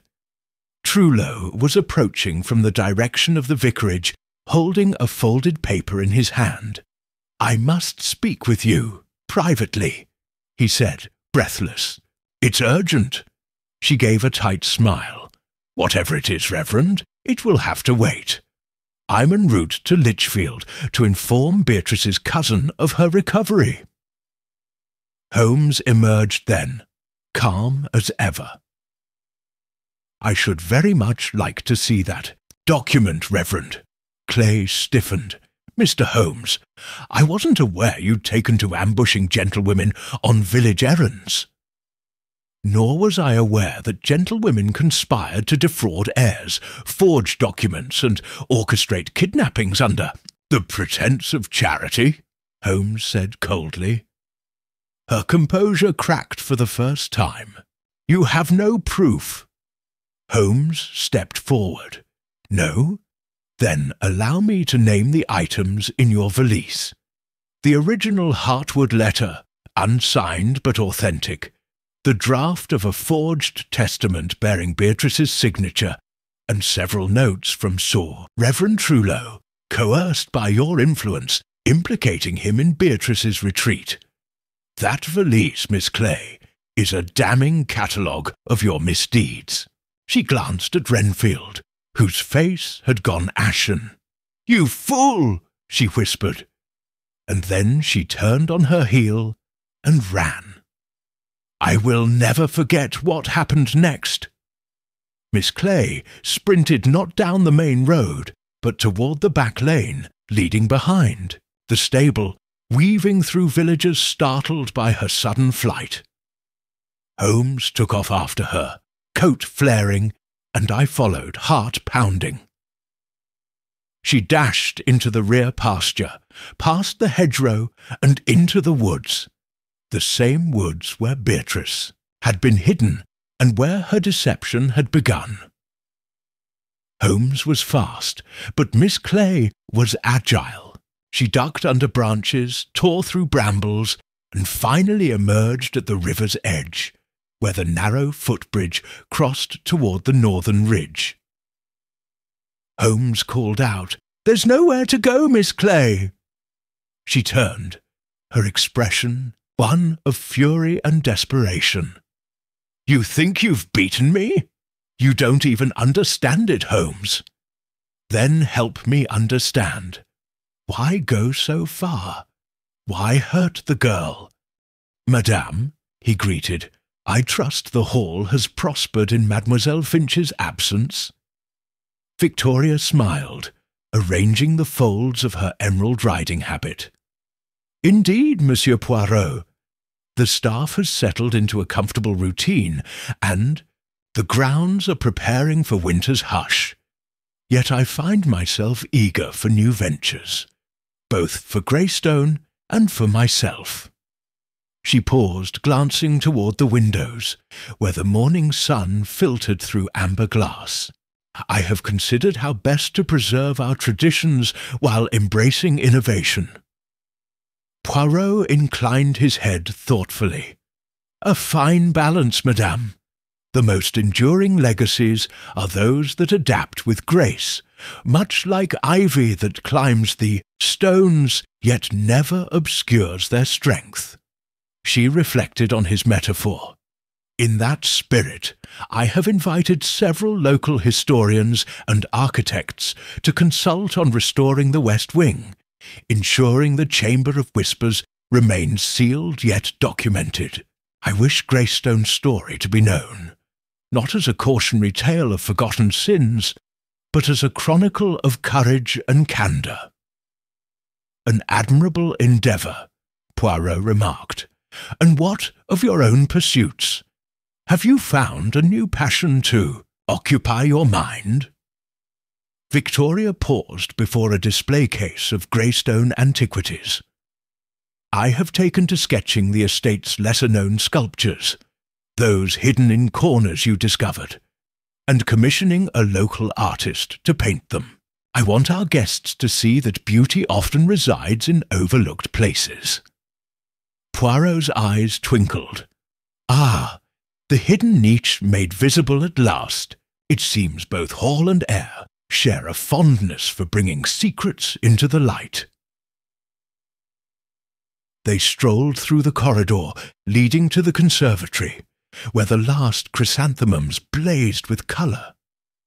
At the centre fountain, a servant had placed a wreath of peacock feathers, an homage to the Countess's distinctive style. The petals lay undisturbed, as though nature itself paid tribute. "See there," the Countess said softly. "Even the staff honours our emblem.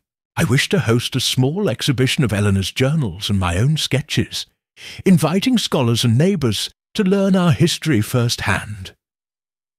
Poirot nodded approvingly. Knowledge shared is tradition preserved, and perhaps Miss Finch will return to deliver a lecture on archival stewardship. A soft chime from the gallery door announced the arrival of the housekeeper, Madame Longueville. With a respectful bow, she presented a letter on fine stationery. "Your ladyship," she said, "a courier from Paris delivered this earlier today." Victoria recognized the purple wax seal of the Musée des Arts Décoratifs. Taking the letter, she broke the seal and read, "Dearest Countess, Mademoiselle Finch's presentation on British archival methods was met with great acclaim. The Musée extends an invitation for you to exhibit Greystone's collections at our upcoming winter showcase. With admiration, Henri Duval Victoria's breath caught as she looked up at Poirot. It appears that Eleanor's, and by extension our story, resonates beyond these halls." "Indeed, madam," Poirot agreed. "The wisdom uncovered here has universal appeal. Your choice to celebrate both beauty and truth offers inspiration." Victoria folded the letter thoughtfully. "I shall accept. Greystone will send its treasures to Paris, forging a bridge between our worlds." Poirot placed a gloved hand on her arm. "A testament to renewal, madam, planting seeds in foreign soil so that something new may bloom." Weeks later, packed crates of manuscripts, journals, and sketches departed Greyston Hall, bound for the Musée's Grand Salon in Paris. As the last crate was sealed, Victoria and Poirot stood beside the carriage that would bear her to London, before her own journey.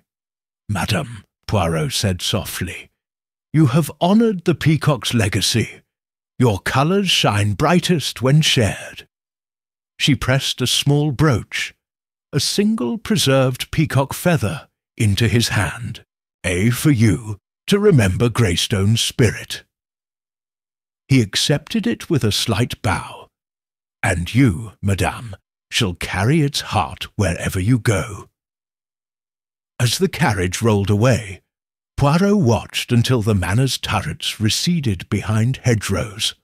Autumn winds carried the first fallen feather across the drive, a gentle reminder that seeds, once scattered, can take root in the most unlikely places. Within the quiet of Greystone Hall, the chambers and corridors awaited new stories, exhibitions to plan, restorations to command, and the unending task of tending both stone and soul.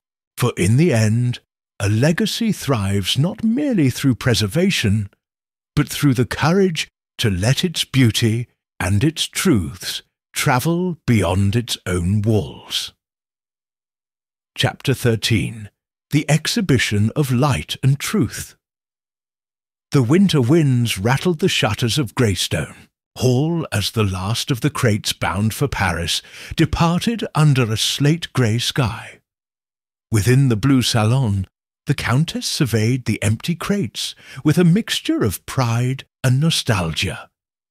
Each one had carried manuscripts, sketches, and the sealed ledger of the Chamber of Whispers, tangible fragments of Greystone's reborn legacy. The halls felt both quieter and somehow more expansive, as though the very stones breathed a sigh of anticipation for what lay ahead. Monsieur Hercule Poirot stood beside her, hands clasped behind his back. His gaze was fixed on the ebony box containing the heart of malachite, now displayed upon its velvet cushion. He offered a small bow. "Madame, with every treasure you share, you transform Greystone from a private memory into a beacon of collective understanding." Victoria returned, his bow with grace. "And you, Monsieur Poirot, have been the catalyst. It seems fitting that we mark this occasion formally." She pressed a hand to the crystal decanter, pouring 2 measures of aged port. "Will you join me for a final glass before your departure to London?" They drank in companionable silence, the rich sweetness of the port mingling with the crackle of the fire. Then the Countess spoke, her tone resolute.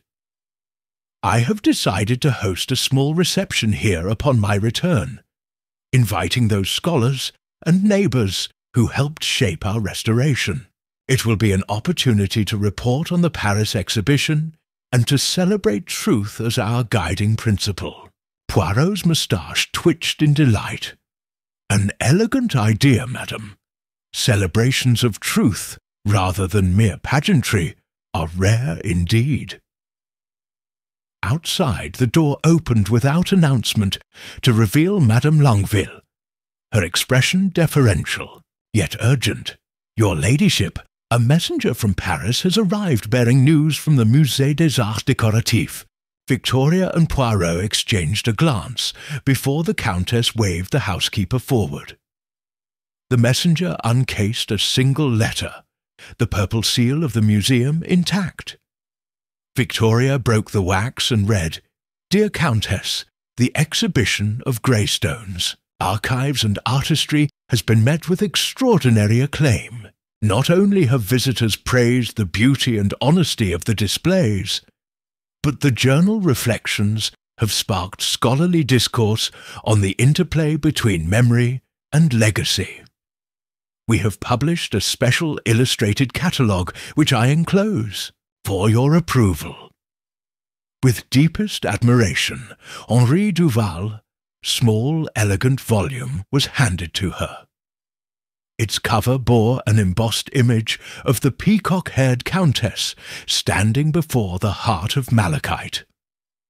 Victoria opened it carefully, revealing plates of sketches, Eleanor's drawings in their original form, reproduced alongside Duval's photographs of the exhibition. Interspersed were excerpts from Eleanor's reflections and the Countess's own journal entries, presented as a dialogue between past and present. Victoria's eyes glistened. Eleanor has succeeded in bridging two worlds. Greystone's story now resonates in salons far beyond Derbyshire. Poirot tapped his cane thoughtfully. "And now you shall bring that resonance home, where it belongs." Madame Longueville curtsied. "The guests for your reception are arriving in the East Wing, madam." Victoria closed the catalogue with a soft sigh of satisfaction. "Then let us prepare. Tonight we honour both the coming of spring in Paris's grand halls and the renewed spirit of our own home." She turned to Poirot. "Will you stay for the reception, monsieur?" He inclined his head gravely. "With pleasure, madam. It would be my honour to witness Greystone's next chapter unfold." By evening, the East Wing glittered with lantern light. Scholars in velvet coats, local dignitaries in formal dress, and a handful of neighbours gathered beneath archways draped in peacock feather bunting. Crystal flutes sparkled with champagne, and a long gallery table displayed the new Paris catalogue, alongside bound volumes of Greystone's own archives. Muffled strains of a string quartet drifted from the next room. Victoria entered upon the arm of Poirot. A hush fell as the guests turned to greet their hostess. She smiled, regal yet approachable, and raised her glass. "Welcome, friends and scholars, to Greystone Hall's exhibition of light and truth. Tonight we celebrate the courage to remember, the creativity to share, and the integrity to learn from both. May this house continue to stand for openness and growth, and may the bonds we forge in honesty endure through every season." Glasses chimed, and applause rippled through the gallery. Henri Duval, who had journeyed from Paris for this evening, stepped forward with the catalogue. "Countess," he began, "the world stands indebted to you and to Mademoiselle Finch. even in her absence, for daring to reveal the shadows, so we might all stand in the light. I offer my deepest gratitude on behalf of the Musée." Victoria inclined her head, accepting his praise with humility. "And I offer mine to every person present who dares to preserve and to pass on these truths." In the crowd, Poirot allowed himself a moment to reflect, from the sealed chamber of whispers to the grand salons of Paris, from hidden conspiracies to public celebrations. The story of Greystone had traversed secret corridors into the shared knowledge of many. The heart of malachite glowed softly nearby, a jewel but also a symbol, that the true gem lay not in its facets, but in the honest hearts it inspired. As music swelled and conversation sparkled, Poirot raised his glass to the Countess. Under the vault of Greystone Hall's great windows, the Peacock's legacy endured, radiant, unmasked, and forever renewed by the light of truth. Chapter 14. Reunion under the Peacock's gaze. The soft chime of the West Wing clock announced the morning hour as the first carriage of the day rolled up to Greystone Hall's main porte-cochere. Madame Longueville, standing at the foot of the grand staircase, raised her parasol to shield her eyes against the rising sun. There, stepping gracefully from the carriage, was Eleanor Finch, returned from Paris at last, her silver gloves folded neatly in one hand and a leather satchel in the other. Inside the entrance hall, Victoria, Countess of Greystone, awaited her with open arms. The Countess's gown of forest green echoed the emerald sheen of the heart of malachite, which rested in its velvet-lined box upon a marble pedestal. When Eleanor crossed the threshold, her former mentor slipped the clasp of her gloves and embraced her warmly. "Ma chère Eleanor," the Countess whispered, voice quivering with emotion. "Greystone has awaited your presence as the gardens await the first blossom of spring." Eleanor smiled, eyes bright with tears. "And I have longed to walk these halls again, madam, to see the peacock feathers flutter in the breeze of home." They moved together through the corridor that led to the blue salon, where framed illustrations from Eleanor's Paris catalogue adorned the walls, each sketch, rendered in delicate lines of pen and ink, depicted Greystone's hidden niches, its ivy-clad alcoves, and the storied heart of the estate itself. "Your artwork," the Countess said as they paused before a sketch of the chamber, of Whispers's sealed arch, "continues to inspire. The people of Paris spoke of your vision with reverence." Eleanor placed her satchel on a side table and retrieved a small portfolio. Inside lay fresh drawings, studies of the West Wing facade in winter light, new inkings of the marble fountain in the conservatory, and an evocative portrait of the heart of malachite cradled by the Countess's hands.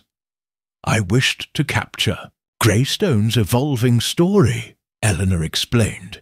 "These scenes show how memory and renewal coexist beneath your stewardship." The Countess examined each work, her gaze tender.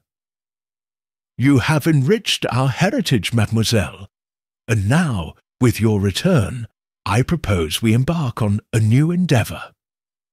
Eleanor looked up, curiosity alight. "Let us transform the southern orangery into a gallery," the Countess continued. "A permanent exhibition of both your drawings and Henri Duval's photographs. This space will welcome visitors year-round, so that Greystone's narrative of truth and transformation endures." Eleanor laid her hand over the Countess's. It would be my honour to oversee the gallery's design and curation. That afternoon, the two women toured the orangery's frost-kissed windows and empty pedestals.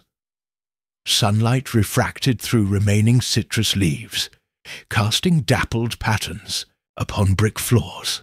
Madame Langville quietly prepared tea service, while Inspector Japp, on leave from Scotland Yard, strolled the perimeter, his ever-curious mind absorbing the estate's renewed vibrancy.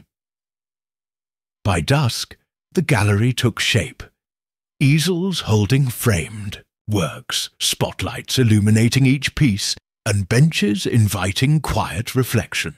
At the centre stood a pedestal for the heart of malachite itself, a symbol bridging art and reality. When the final lantern was lit, the Countess turned to Eleanor. "Tonight we dedicate this space. After years of secrets and silences, Greystone will open its heart to all who seek understanding." Eleanor bowed her head. "May every visitor learn the value of truth, as we have learned together." Poirot, drawn by the soft glow from a distant window, entered the orangery and offered his congratulations. "Mon Dieu, what a splendid tribute! Greystone's legacy glimmers brighter than any gem." Eleanor nodded, turning to her mentor. "Will you join us for the dedication?" The Countess smiled. "With you and Monsieur Poirot, this gallery's opening will be perfect." Weeks later, guests gathered in the orangery beneath strings of lanterns. Local historians, artists and neighbours, joined by Henri Duval and the occasional curious passer-by, murmured in admiration as Eleanor guided them through each drawing. The Countess stood by the heart's glass case, offering introductions, while Poirot observed with gentle pride. When the crowd had dispersed and the lanterns dimmed, the three lingered alone. Eleanor closed the gallery doors and turned to face her friends. "Tonight, I feel that Greystone's song has found a new verse." The Countess placed a hand upon Eleanor's shoulder, "and may its melody echo across generations." Poirot, standing between them, tipped his hat. "Together, you have woven past and present into a tapestry of hope. Greystone Hall will endure, under the watchful gaze of the peacock's plume and the strength of honest hearts." In the hush that followed, the aroma of citrus and old stone mingled with the promise of tomorrow. Under the peacock's gaze, the bonds forged through confession, courage, and creativity had come full circle, ensuring that Greystone Hall, its secrets laid bare and its future bright, would welcome many more chapters yet to be written. Chapter 15. Echoes of the Past. A brittle wind rattled the tall windows of Greystone Hall one late winter afternoon, as if urging the ancient stones to whisper their secrets once more. Within the orangery-turned gallery, Eleanor Finch carefully adjusted a newly framed plate showing her ink study of the marble fountain. The lanterns cast a warm glow over Henri Duval's photographs and her own drawings, lending the space an air of hushed reverence. Behind her, the Countess of Greystone, draped in a sable cloak, glided between the display cases. "Your work brings out subtleties even I had forgotten," she murmured, pausing before a pencil rendition of the North Library's carved mantel. "It is as though the walls themselves speak through your lines." Eleanor smiled. "They do, madame, if one listens." She stepped aside to let a gust of wind pass through the open doors, carrying a hint of frost. "I have been cataloguing the visitors' comments. Many note a sense of history lingering here beyond any single artifact." The Countess nodded thoughtfully. "History is cumulative, mademoiselle, yet it is not over. We live on these echoes." She turned, smoothing her skirts. "I wonder if there might be more to uncover." Eleanor inclined her head. "You speak of deeper mysteries?" The Countess's eyes gleamed. "Months ago, you found the sealed Chamber of Whispers. Later, the gallery opened. But what of the portraits in the East Gallery? Some, I fear, remain hidden beneath layers of grime." As if summoned by the remark, Madame Langeville appeared at the doorway, face solemn. "Your ladyship, there is a matter in the East Gallery. The plaster relief near the fireplace has crumbled, revealing what appears to be painted canvas beneath." At that, the Countess and Eleanor hurried across the marble floor, the Countess's cloak brushing velvet rugs. They entered the East Gallery, once the family's private sitting room, now a secondary exhibition space. There, where a carved plaster relief of a peacock in flight had adorned the wall, a section had fallen away, exposing frayed edges of a large canvas behind. Eleanor knelt, brushing aside debris to reveal soft tones of indigo and gold. "This is oil, not mural," she said, gently peeling back a corner of plaster that clung to the canvas. "Madame Langeville is right. It was intentionally concealed, as though someone wished to hide it." The Countess knelt beside her, painting over a portrait. Which ancestor would dare to bury their own image? Eleanor traced a dark line in the brushwork. "Look, madame, these colours match the Peacock-Haired Countess's portrait in the long gallery. Could it be? This might be an original sketch or study that predates the finished painting." Madame Langeville brought a lantern closer, igniting dancing shadows on the uncovered canvas. As the Countess examined a monogram in one corner, an intertwined VG beneath a flourish, her breath caught. "My grandmother's initials. This must be her preparatory portrait, hidden before her marriage for reasons unknown." Eleanor rose, smoothing her skirt. "We must preserve it, but first we should consult Monsieur Poirot. He will see significance where we see only fragments." The Countess agreed. "Summon Inspector Japp. We shall write at once to Monsieur Poirot." She hesitated, glancing at Eleanor. "This discovery may reveal more about our family's past than we ever charted in the journals." 2 days later, Hercule Poirot stepped from his motor car onto the frozen gravel drive, each breath visible in the air. The wind bore a challenge in its howl, but his grey eyes were undeterred. Inspector Japp followed at his side, coat collar turned high. At the entrance hall, the Countess greeted them with a gleaming smile. "Monsieur Poirot, you have arrived in the nick of time. We have uncovered something extraordinary." She led them through the grand corridor to the East Gallery. There, beneath a draped frame, Eleanor stood ready with gloves and brushes. "Monsieur Poirot," she said, offering a curtsy, "I believe you will want to examine this concealed portrait." Poirot approached, cane in hand, his gaze fixed on the exposed canvas. He leaned forward, studying the monogram and the subtle play of light and shadow in the brushstrokes. "Ah," he murmured, "this is indeed the original study of your grandmother, Madame Countess, before her marriage into the Greystone line. A bold choice of palette, suggesting she wished to assert her own identity." The Countess's hand fluttered to her heart. "I knew little of her beyond the formal biographies, but here she stands, vibrant and defiant." Poirot turned to Eleanor. Your skill in uncovering the past brings honor to your role here.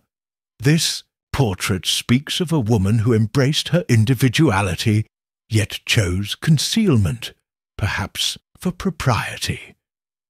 The act of hiding it hints at tension between tradition and self-expression. Inspector Japp whistled softly. More secrets from under. The plaster, Poirot nodded. Indeed.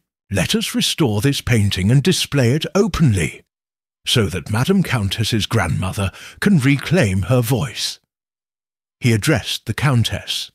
To reveal such a portrait is to acknowledge that every ancestor had their own story, some unfinished, some awaiting rediscovery. The Countess smiled, eyes bright. Then let us begin the restoration. This will be the centerpiece of our new exhibit, Echoes of the Past. Weeks later, under the careful hand of a conservator, the original canvas gleamed anew in its restored frame. The East Gallery's walls were repainted in soft cream to showcase the discovery. On opening night, guests gathered around the portrait, drawn by curiosity and admiration. As the Countess unveiled the painting, the crowd gasped at the lifelike rendering of a young woman whose eyes seemed to follow them. Eleanor stood beside Poirot, face alight with pride. The detective quietly sipped his port before turning to her. Mademoiselle Finch, your dedication to revealing truth continues to transform this house. The echoes of the past now speak in richer tones. Eleanor nodded. I have learned that every secret once uncovered adds depth to our understanding, and each new revelation brings us closer to those who came before. The Countess raised her glass. To the past we rediscover, and to the future we build. May the walls of Greystone Hall always bear witness to both. Glasses chimed beneath the peacock feather bunting, the echoes of celebration mingling with the revelations of history, ensuring that Greystone's story would continue to unfold, layer by luminous layer. Chapter 16. The Matriarch's Journal Late. February found Greystone Hall still crowned in frost, the gardens dormant under a lacework of ice. Within the East Gallery, Eleanor Finch and the Countess stood before the newly restored portrait of Victoria Greystone's grandmother. The flicker of candlelight played across the matte canvas, illuminating the auburn tresses and resolute gaze of the young matriarch. Her eyes follow you, even now, Eleanor murmured, stepping back to admire the painting. Victoria, Countess of Greystone, nodded, a testament to her will and grace. Yet I cannot help but wonder what thoughts lay hidden behind that steady stare. She glanced at the gilded frame. Surely she left more than a painted likeness. Eleanor's lips curved. I have searched the archives and the conservator's notes. Nothing mentioned letters or journals. But sometimes the smallest clue can lead to the greatest discovery. She reached into her reticule and produced a slim vellum booklet. Its cover worn and unlettered. The Countess's brow lifted in surprise. What is this? Eleanor laid the booklet on a small side table. When the plaster fell away, a conservator found this tucked behind the canvas, misshapen, damp, and presumed lost. He retrieved it for me, but cautioned that its binding was fragile. Victoria's eyes shone with anticipation. A journal. Let us see. She accepted the booklet carefully, opening to the first page. Faded ink traced neat lines in a fine, slanted hand. 15th November, 1881. The silence of this hall weighs on me, yet I find solace in these pages. If one day I should vanish from memory, let my words speak for me." Eleanor and the Countess exchanged glances. "She wrote here," Eleanor said softly. "This is her personal account." The Countess ran her finger down the page. "Read to me, if you will." Eleanor cleared her throat and read, "I arrived here as a bride, summoned by duty more than desire. My husband's family welcomed me with courtesy, though I sensed guarded hearts. I brought with me my own hopes, of art, of scholarship, of independence. Yet I quickly learned that in a hall ruled by tradition, a woman's ambition was best concealed." She paused, closing the booklet gently. "Madam, this is the voice of a woman caught between two worlds, her own dreams and the expectations of her birthright." Victoria pressed her hand to her lips. How little I knew of her. Struggles. We have honoured her features in paint, but never her thoughts. Poirot entered quietly, having been summoned by Madame Longueville's discreet note. He removed his gloves and drew near, his keen grey eyes alight with curiosity. "Madame, Mademoiselle Finch, what treasure have you uncovered?" Eleanor held out the journal. The Countess's grandmother kept this journal, hidden behind her portrait. I believe it holds her unguarded reflections. Poirot inclined his head. A most fortunate find. The written word often reveals more than brush and canvas. He took a careful turn of the page and read 25th of December, 1881. Today I inscribed the first lines of a painting study, my own likeness, in colours that speak louder than words. Yet I know that one day these hues may outlast my story. May this journal endure as testament to the woman behind the portrait. He looked up, thoughtful. She anticipated her own erasure from history and took measures to prevent it. The Countess, voice low, asked, "Can we preserve it here for visitors to read?" Poirot tapped the journal's corner. "With proper conservation and display, yes. But there is more. She mentions specific dates, her painting session, her emotions on Christmas Day. If we compare these with the hall's records, we may uncover why she feared obscurity." Eleanor nodded eagerly.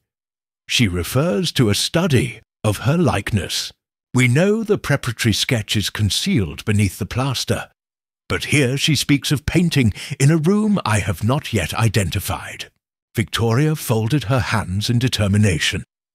"Then we must locate the studio where she worked. Perhaps it too lies hidden within these walls." Poirot smiled. "A new quest, madame. The matriarch's journal will guide us. Shall we follow her footsteps?" They gathered sketch maps of the hall's upper floors and compared architectural plans. In the private wing, beyond the guest bedrooms, they noted a small chamber labelled only as Storeroom C in one set of blueprints. Eleanor slipped through the narrow corridor, candle held aloft, until she stood before a heavy oak door. The lock yielded under Poirot's gentle persuasion, and they crossed the threshold into a compact room whose walls bore the faint remains of whitewash. Here, shafts of light slanted through a small high window. Along one wall stood a dusty easel, its base splintered, and a cluster of cracked paint jars lay abandoned upon a creaky wooden table. The floor was littered with scraps of paper, preliminary sketches, notes in the same elegant hand. "This must be her studio," Eleanor whispered.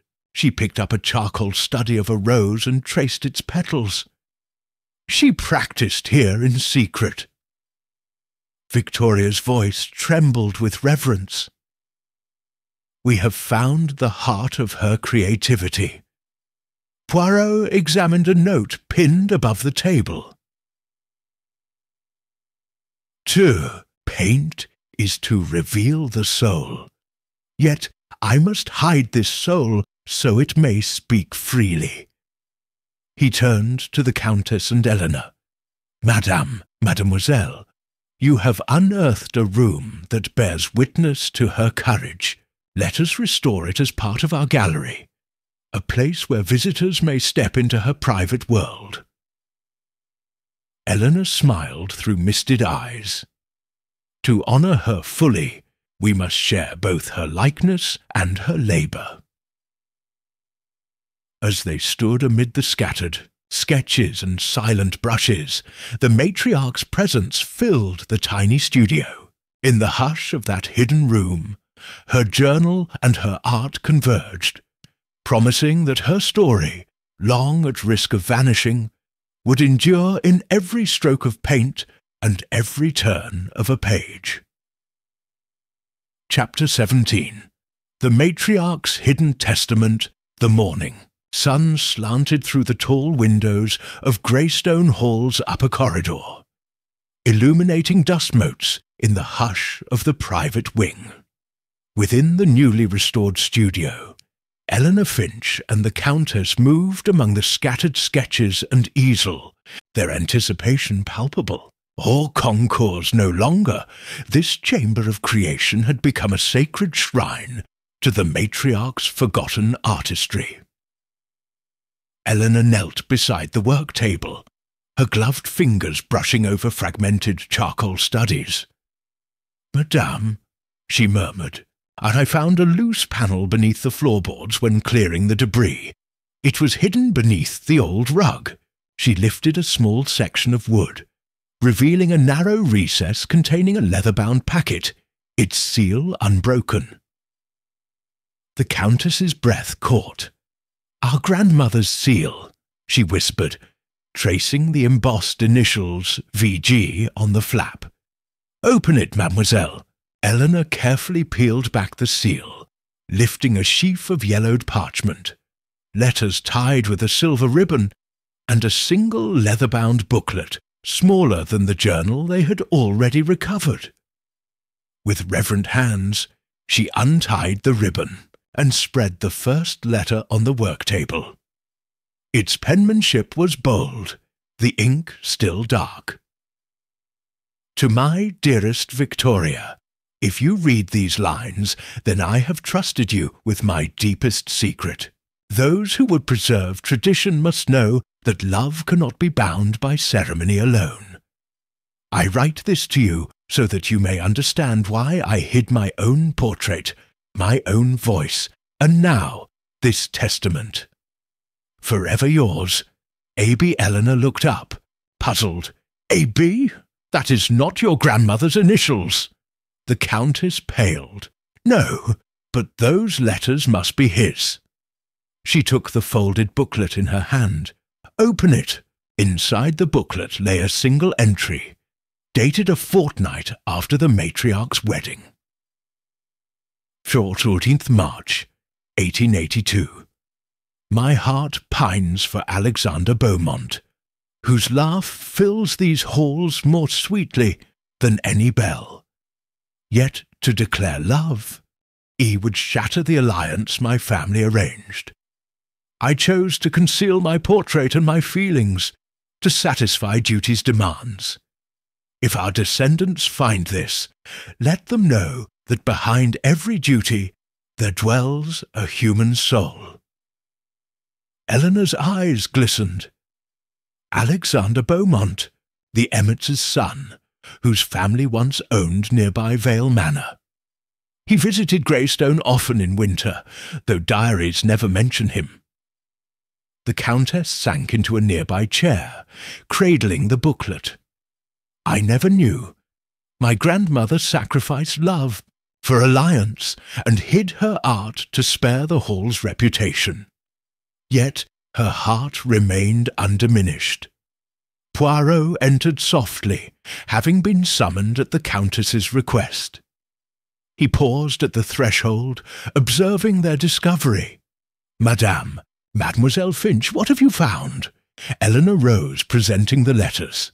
A hidden testament, love letters and a journal of confession, penned by the matriarch herself.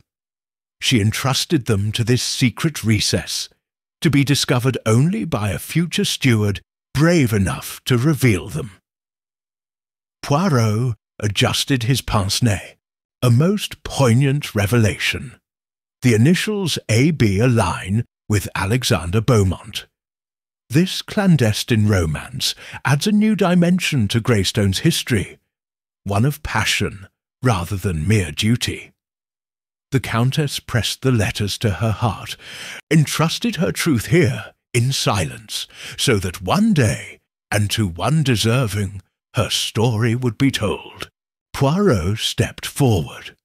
"Madame, you have a choice.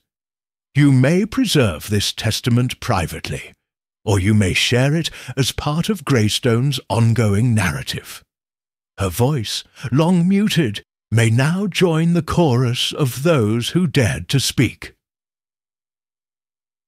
Eleanor placed a comforting hand on the Countess's arm. "Your grandmother's courage inspires us. To hide her art was one form of protection. To hide her heart was another. Now we can honour both." The Countess stood, resolve brightening her features.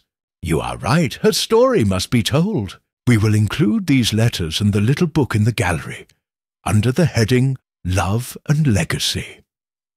Visitors will learn that beneath every grand facade stands a human heart, yearning to be known." Poirot smiled gently. "A fitting tribute. Truth, once unearthed, has a power beyond any gem." That evening, the orangery-turned gallery glowed in lamplight as a select gathering assembled for the preview of the new exhibit. Guests murmured in hushed reverence before the heart of malachite, the matriarch's journals, and now the letters of A.B. and V.G. Eleanor guided them through the displays, explaining how the sealed recess had revealed this final testament. The Countess stood beside Poirot, her voice steady as she addressed the crowd.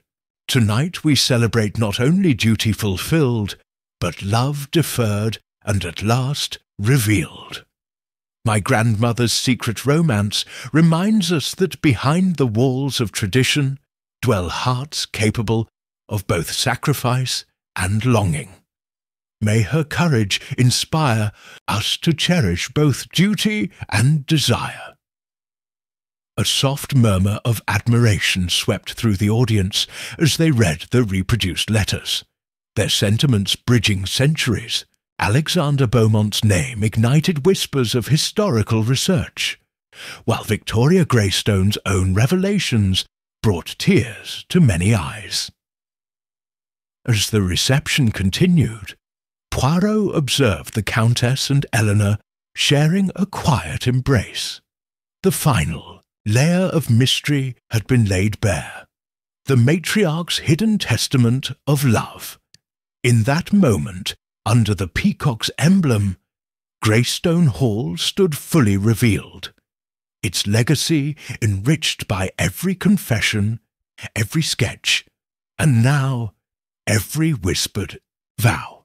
And in the hush of the orangery, truth and love united at last, ensuring that both would endure through all seasons to come. Chapter 18. The Everlasting Legacy. The dawn light filtered through the orangery's frost-kissed windows, illuminating the assembled guests as they gathered for the final chapter of Greystone Hall's grand story. Lanterns still glowed softly among the citrus trees, now draped with peacock feather bunting and framed portraits of the matriarch's hidden sketches. In the centre, the heart of malachite rested within its ebony case, surrounded by journals, letters and canvases that charted a journey of secrecy, confession, courage, and love. Victoria, the Countess of Greystone, stood beside her protégée Eleanor Finch and the ever-watchful Hercule Poirot. The three faced the assembled company. Scholars, neighbours, artists, and a handful of devoted staff whose loyalty had shaped every revelation. A hush fell as the Countess lifted her glass in quiet homage to the hall's layered history. "Friends," she began, voice warm and clear, "we stand at the culmination of a tale centuries in the making. Greystone Hall has been both a fortress of tradition and a crucible of hidden truths. Tonight, we honour every soul, named and unnamed, whose whispers, sketches, and confessions have guided us to this moment." She paused, letting her gaze sweep the crowd. "We have learned that the heart of malachite is more than a gem. It is a symbol of unwavering integrity. We have discovered the Chamber of Whispers, where ancestors sought to erase their sins, only to realize that confession without remembrance serves no one. We have unearthed the matriarch's portrait hidden beneath plaster, her private studio where art bridged duty and self, and finally her love letters, tokens of a romance that dared defy expectation." A soft murmur of agreement rippled through the guests as Eleanor stepped forward. She held aloft the slim matriarch's journal and the leather-bound testament of letters. "Throughout this journey," Eleanor said, "we have seen that to preserve a legacy is to embrace both its light and its shadow. My role began as caretaker of artifacts. It has become, in truth, the stewardship of stories. Each drawing, each page, each brushstroke has spoken of the human heart, and tonight we share those voices freely." Poirot, standing just behind them, offered a modest nod. His famously meticulous moustache twitched with unspoken pride. "Madame, la Comtesse Mademoiselle Finch," he said, "it has been my honour to witness your transformation of Greystone Hall, from a private estate to a living archive of courage and compassion. May the lessons of this hall endure wherever they travel. For the greatest mysteries, when unravelled, often reveal that the simplest truths shine most brightly." At his words, the Countess moved to the display pedestal and carefully lifted the lid of the heart's case. Holding the gem to the light, she allowed its facets to catch the morning rays, sending emerald reflections dancing across the crowd. "As this gem reflects light," she continued, "so too must our actions reflect honesty. Let Greystone Hall stand as a beacon. Beauty born of truth, tradition tempered by understanding, and love honoured in every generation." She returned the heart to its cushion and replaced the lid. Then, with Eleanor and Poirot beside her, she led the guests in a ceremonial unveiling of the final exhibit. A mosaic tableau featuring the matriarch's ivory sketches, the restored portrait, and the love letters of Alexander Beaumont and Victoria Greystone. The installation glowed under newly installed spotlights, each panel a testament to lives once concealed and now celebrated. As applause rose, Madame Longueville poured champagne, and the orchestra began a gentle waltz. The guests mingled among the exhibits, reading passages of the matriarch's journal and exchanging thoughts on the interplay of memory and legacy. Outside, the first snowflakes drifted across the grounds, dusting the statues and hedges in quiet promise. Later, when the guests had departed and the orangery emptied of chatter, the Countess, Eleanor, and Poirot lingered amid the lantern glow. "Tomorrow," Victoria said softly, "we shall open these exhibitions to the public. Scholars will study the archives, and visitors will walk these halls knowing that history is built by lives fully lived." Eleanor smiled, her heart full. "And I shall continue to document Greystone's story, not as a secret to hide, but as an invitation to all who seek its lessons." Poirot tipped his hat. "Greystone Hall's legacy is secure. May every future generation find here both inspiration and the courage to speak their own truths." Together they extinguished the lanterns, leaving the orangerie in a gentle half-light. Outside, the snow continued to fall, each flake a silent promise of renewal. Under the watchful gaze of the peacock's emblem and the enduring heart of malachite, Greystone Hall settled into its next chapter, an everlasting legacy forged in truth, love, and unwavering integrity.